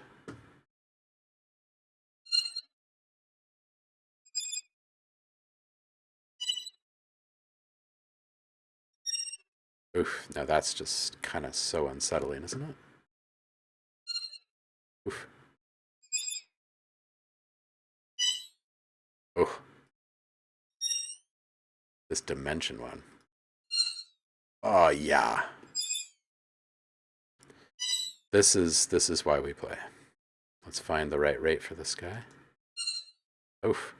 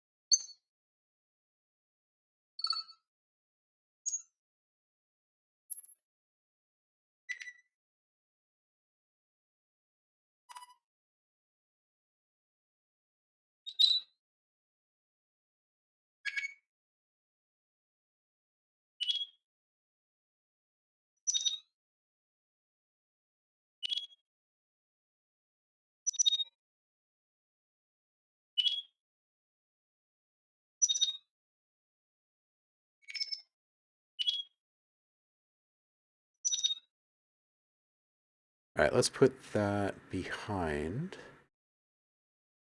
this driver.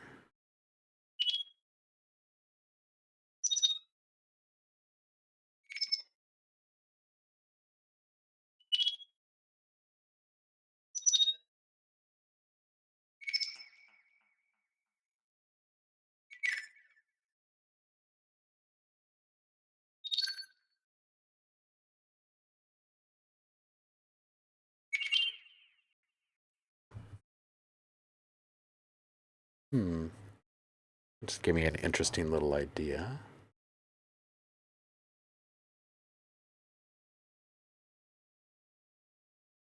What am I looking for here? I'm looking for reactor and molecular. And let's grab a single DSP. And on this one, we are going to take a... Where are you?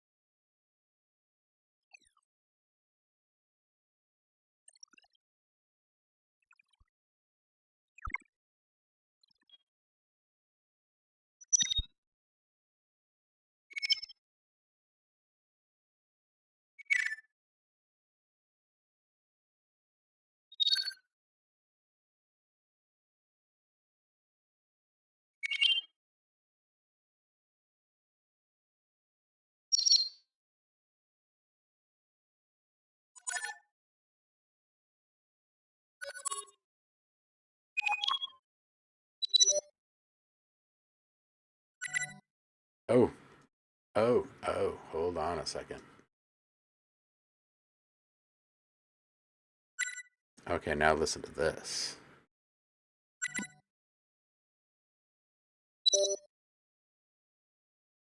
Let's see, can we get this even closer to us? Oh, that's close. That's close.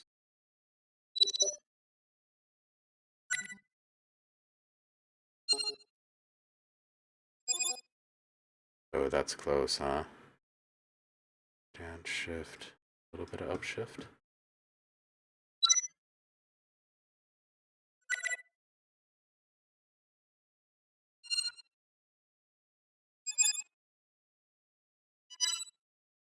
All right, let's listen to these last couple without it.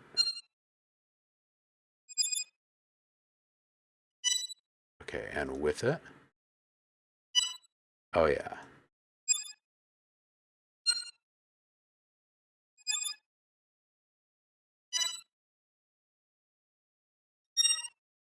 Yeah, the alarms are fun to work on,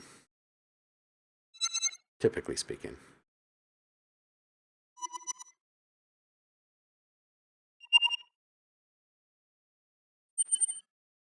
Hmm.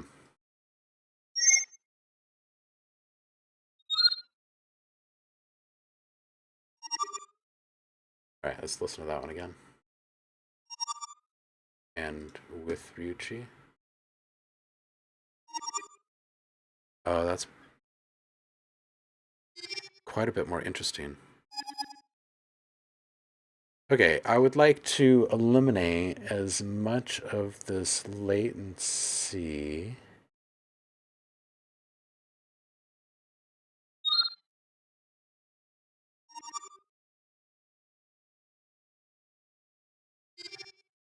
Yeah. Yo, Syndromic. Another world brings up a very valid point. What about some more bleep in the bloop?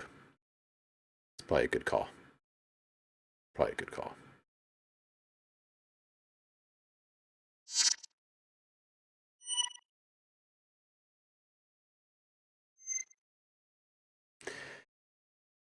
Okay, so there's going to be at least 1, 2, 3 different main themes we can explore in here.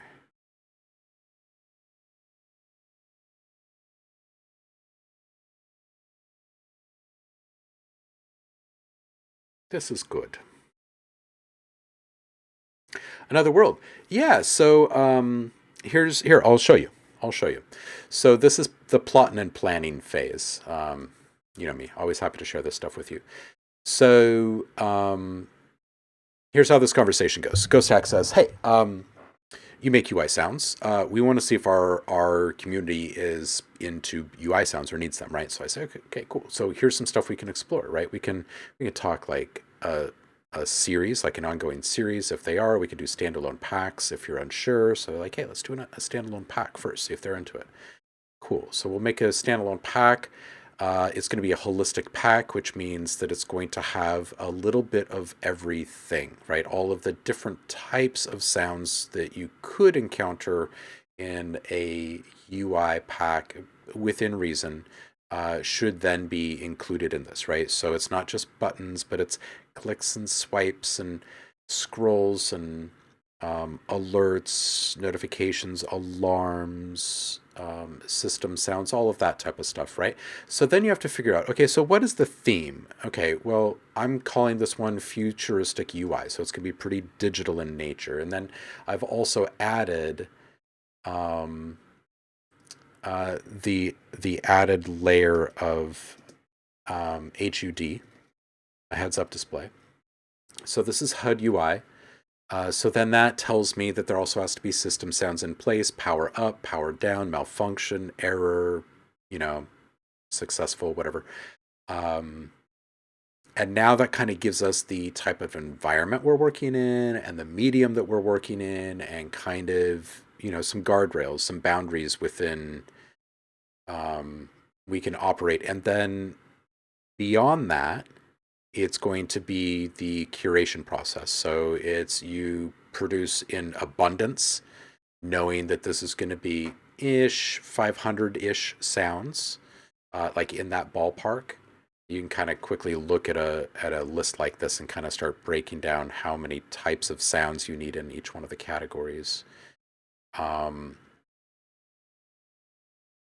I've made so many of these that I can tell you that, we'll probably need like 15 pops, we'll probably need like 35 clicks, we'll probably need 25 scanning sounds, we'll probably need a total of upwards of 40 or 50 different telemetry sounds, which can also include typing. It's not always just the computational sounds, it can also be like text input, that type of thing. So as you start to get a little bit more granular in detail with each one of the things you need, it actually kind of creates the production roadmap for you. It kind of tells you what you need to create. So if you're a task-oriented person, making a list in advance like this is all you really ever need. Yeah.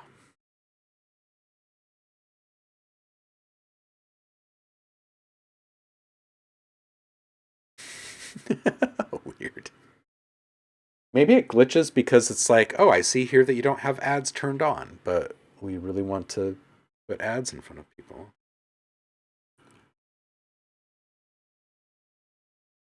Yeah, hope that helps to demystify it a bit. It's always good to start with a little hit list.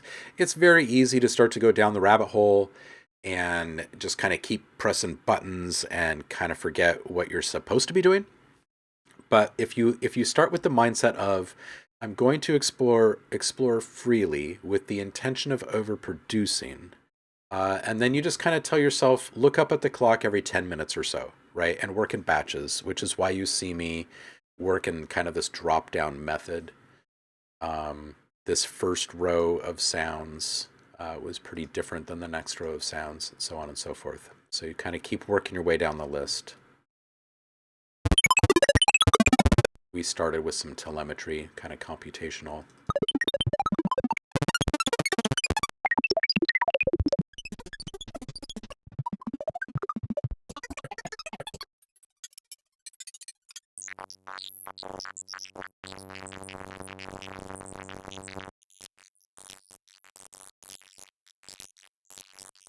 And then we started moving into more specifics.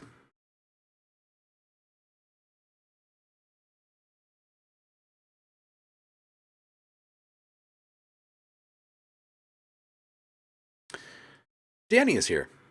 Oh, and I saw your text, and I didn't respond to it. I need to respond to your text. I will after the stream today. Didn't see what it came in yesterday. Hope you're doing well, homie. Probably very cool one-shots and percussive sounds out of this, right? Yes, exactly. That's exactly it. So this whole collection will be hundreds of like single one-shot sounds, right? But what you end up doing with those sounds is kind of the magic of it all. Yeah. Looking forward to it too, as well, man. Absolutely. Building a set of drawers. Nice. Nice. Getting handy. Very nice.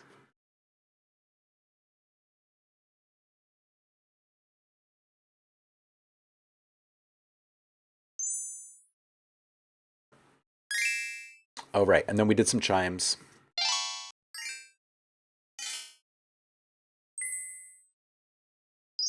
which got better as we progressed. And we can also kind of play around.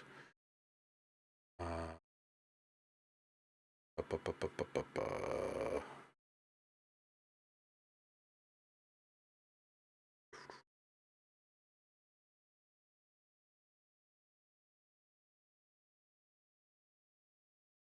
hmm. Well, I don't want a one-trick pony yet, but I do want there to be a great deal of continuity, right? It needs to stay within a very specific theme, and just because it's got several hundred sounds in it doesn't mean that it's going to be overwhelming or overplayed because all of these sounds are so short form. So it's best to like just pick a small handful of kind of processes and then stick with it. Let's see what a simple fifth sounds like on these here.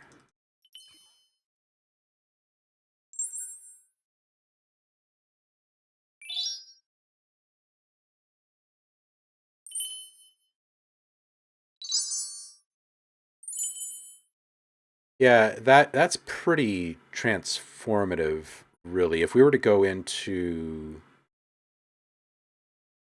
um, like this minor here, we're going to get a pretty different sound.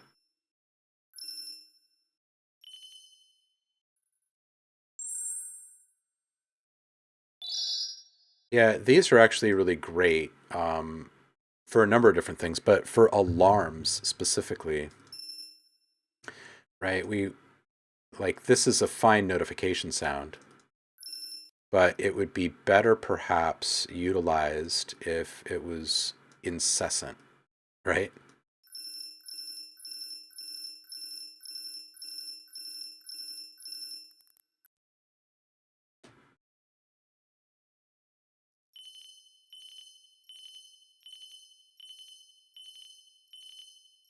So just moving from a major to a minor can make such a huge difference here.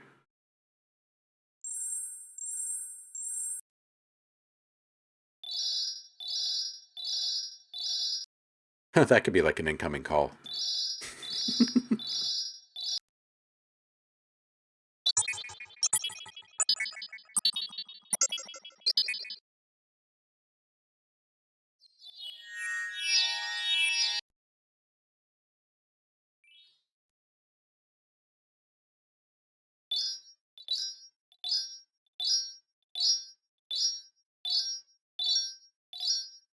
All right, so we did that one, and we did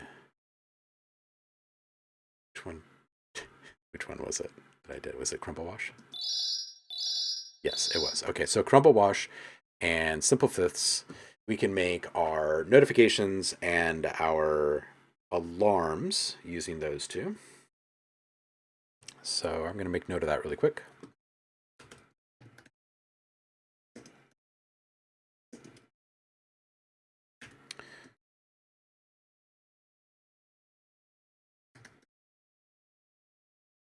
And these are portal processes. Beautiful. Good decisions being made here.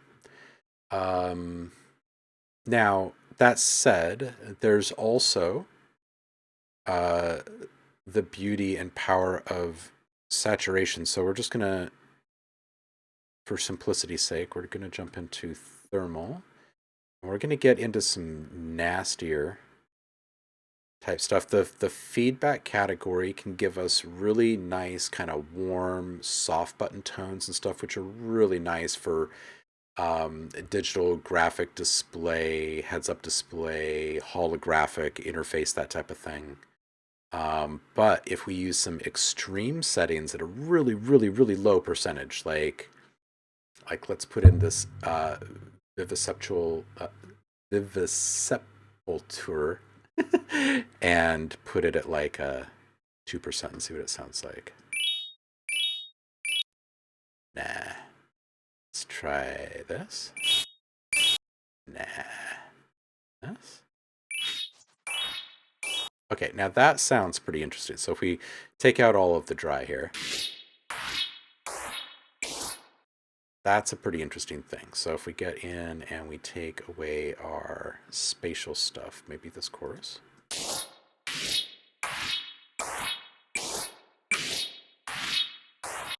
That's pretty interesting. What is it that's rubbing me the wrong way? The bit reduction?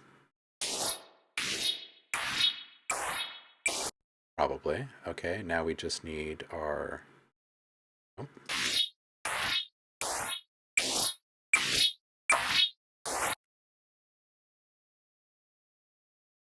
Maybe.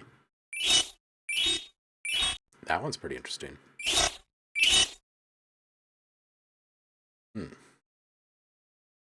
Yeah, so anyway, I just kind of try to keep a really open mind when it comes to the alarms.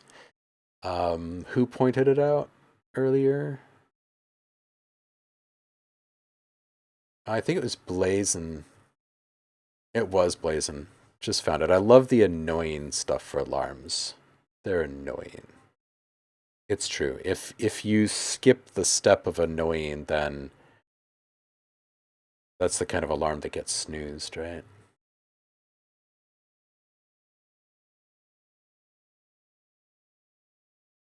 Whoa. Dude, another world. Yeah, good, the bad, the ugly. That's a... All you have to do is say those words, and I start hearing the soundtrack in my head, which really says something. I grew up on all the Clint Eastwood movies, so there's a fair bit of nostalgia there for me. Kind of hard to argue against them.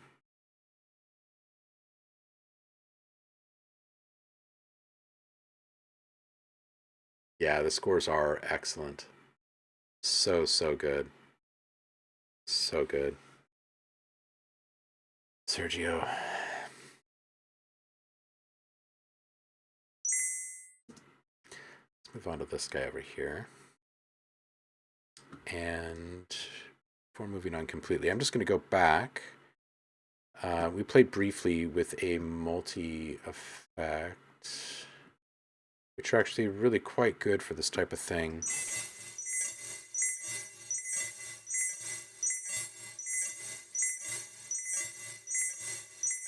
Really good for like shaking you out of your rut and realizing that there's like a million more directions you could take a sound in.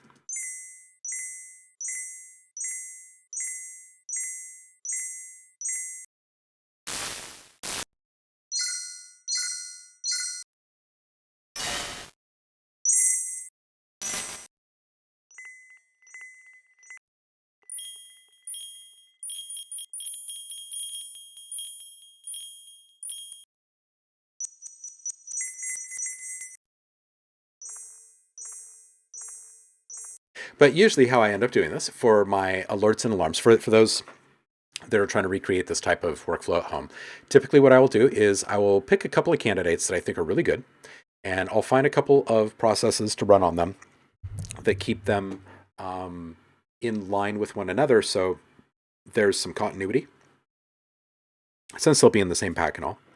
And then what I do is I bring those sounds into a sampler, okay? And then I use a MIDI effect to control the rate of output of all these repeats, just like I was doing with the chimes, right? You guys saw there's a very definitive difference between doing this organically and using a tool for it. So when it comes to like the timing of alarms, it really, really does need to be right on the button, or else we just kind of start to dismiss it in so many different ways. So that's what I tend to do. I chop the recorded audio, tidy it up with my fade curves, everything, bounce it again. I bring it in as a fresh audio file into a sampler, run a MIDI effect on it, and do note repeat. And then that way you get a really super consistent output every single time.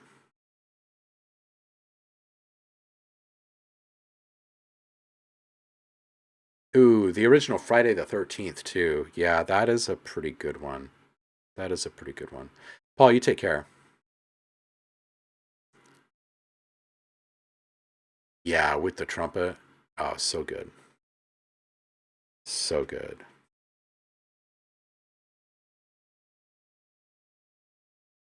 Really good use of instrumentation. Okay.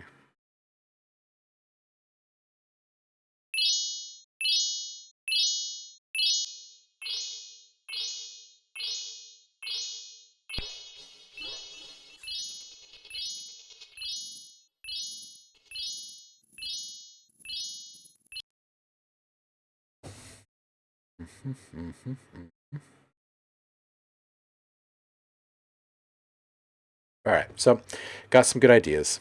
Got some good ideas. You know, what we didn't do yet in our time today is we have not actually seen what we did.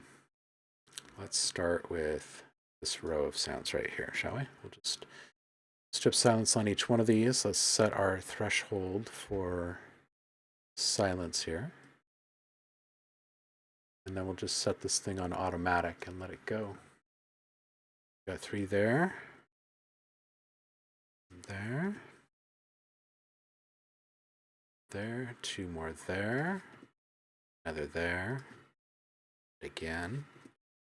6 more. 5 more. Another. Another. Another. And chop it samples all day long. All right, how many we got here? Bunch. 8.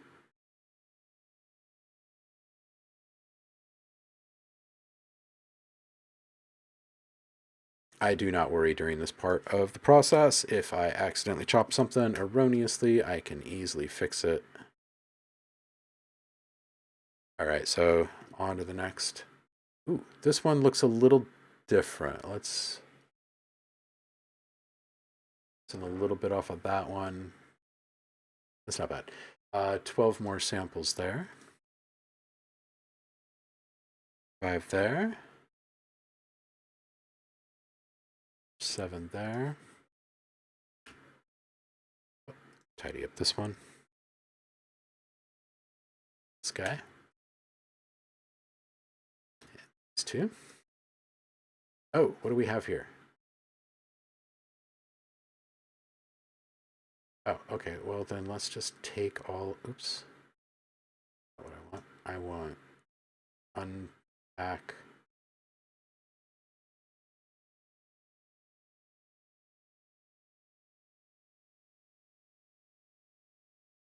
Independent tracks. There we go. Okay, and I will take.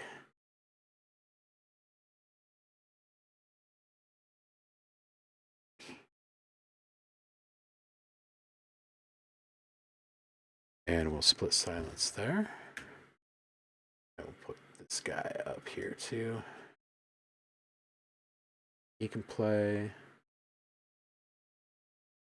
It's a great looking waveform in there. Fantastic, really. Look at all these samples. Got busy today. All right, and we don't need these 2 tracks. Only need those for a second. Get rid of those. sounds on these guys really quick. Just to tighten them up. No need to spend time doing this manually. Oh, what will happen on this one? Oh, good. Excellent.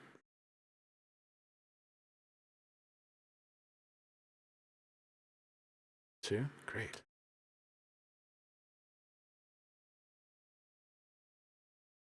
All right, so all said and done, that means that we just made 120 samples. About that.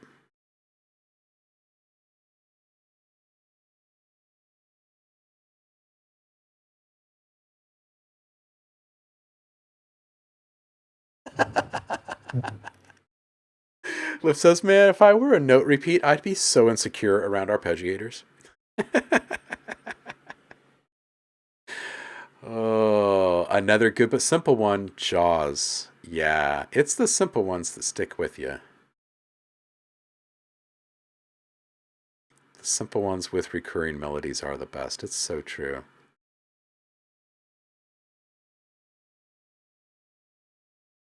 Hey, all right. So Blazing Beats, gonna dip the toes into the sound design waters. If you're wanting to, ooh, Blade Runner, yes, absolutely, Danny. If you're wanting to share with the community when you're done, cool sounds, maybe. Which, by the way, Wolfmeister put something into cool music today. He made synthwave music. Should go listen to that. Cool music, found sounds, found video, public sound design. Public sound design. And put him into public sound design. That's where I'd put him. Let's see what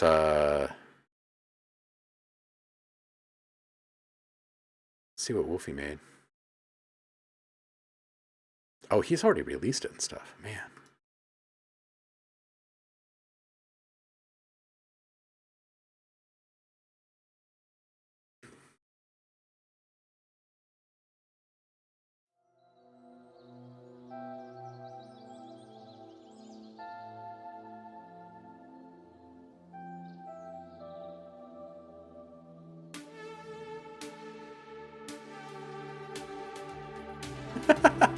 It's a good ad.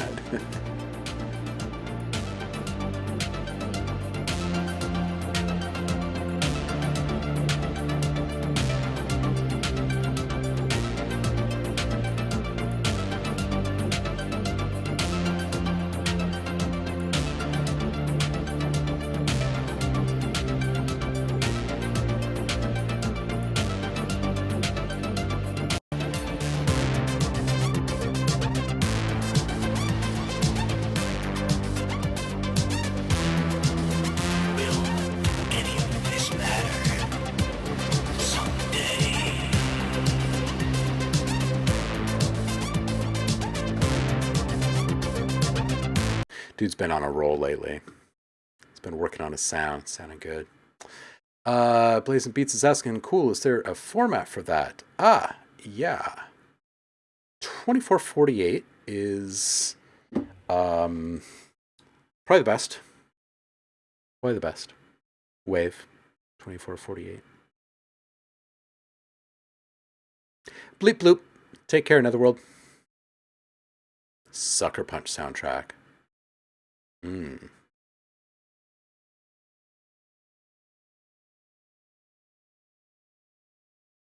Whoa, look at that. Syndromic says, the first time in many years I had a good ad on YouTube, the first ever.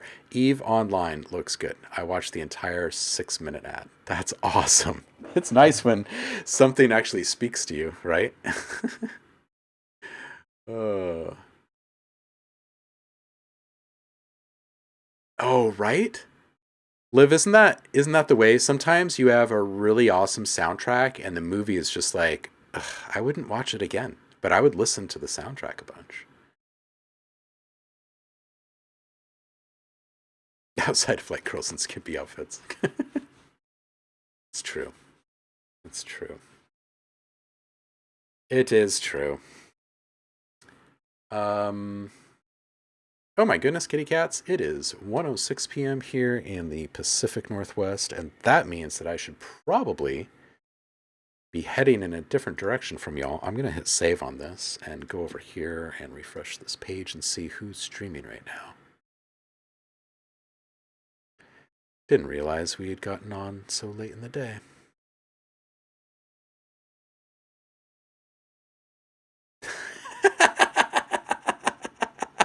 So Drake says, bro, I don't mind ads. Let me tell you what I like, though, because McDonald's and menopause gummies ain't it.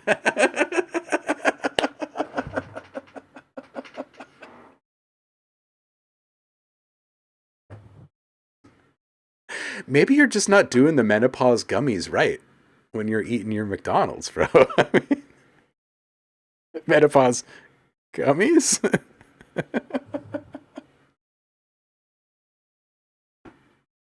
They got gummies for everything. Someone said gummies are popular, and everybody said, "Oh, I'll make some gummies." Oh man, I'll make them for menopause. There's so many people with menopause, and they like gummies too. We'll make menopause gummies. That's incredible. That's absolutely incredible. That's basically unbelievable. Oh my goodness. Okay, where are we going? Where are we going? We're going to go listen to magic. We're going to go listen to some magic. That's what we're going to go do. I appreciate you guys, and I will see you again in 2 days' time on Hump Day this week, Wednesday. It'll be a production stream, and we'll have fun. We'll hang out together. We'll have fun. Until then, enjoy some nice music at the House of Shoes. Keep your feet off the furniture, y'all. Peace out.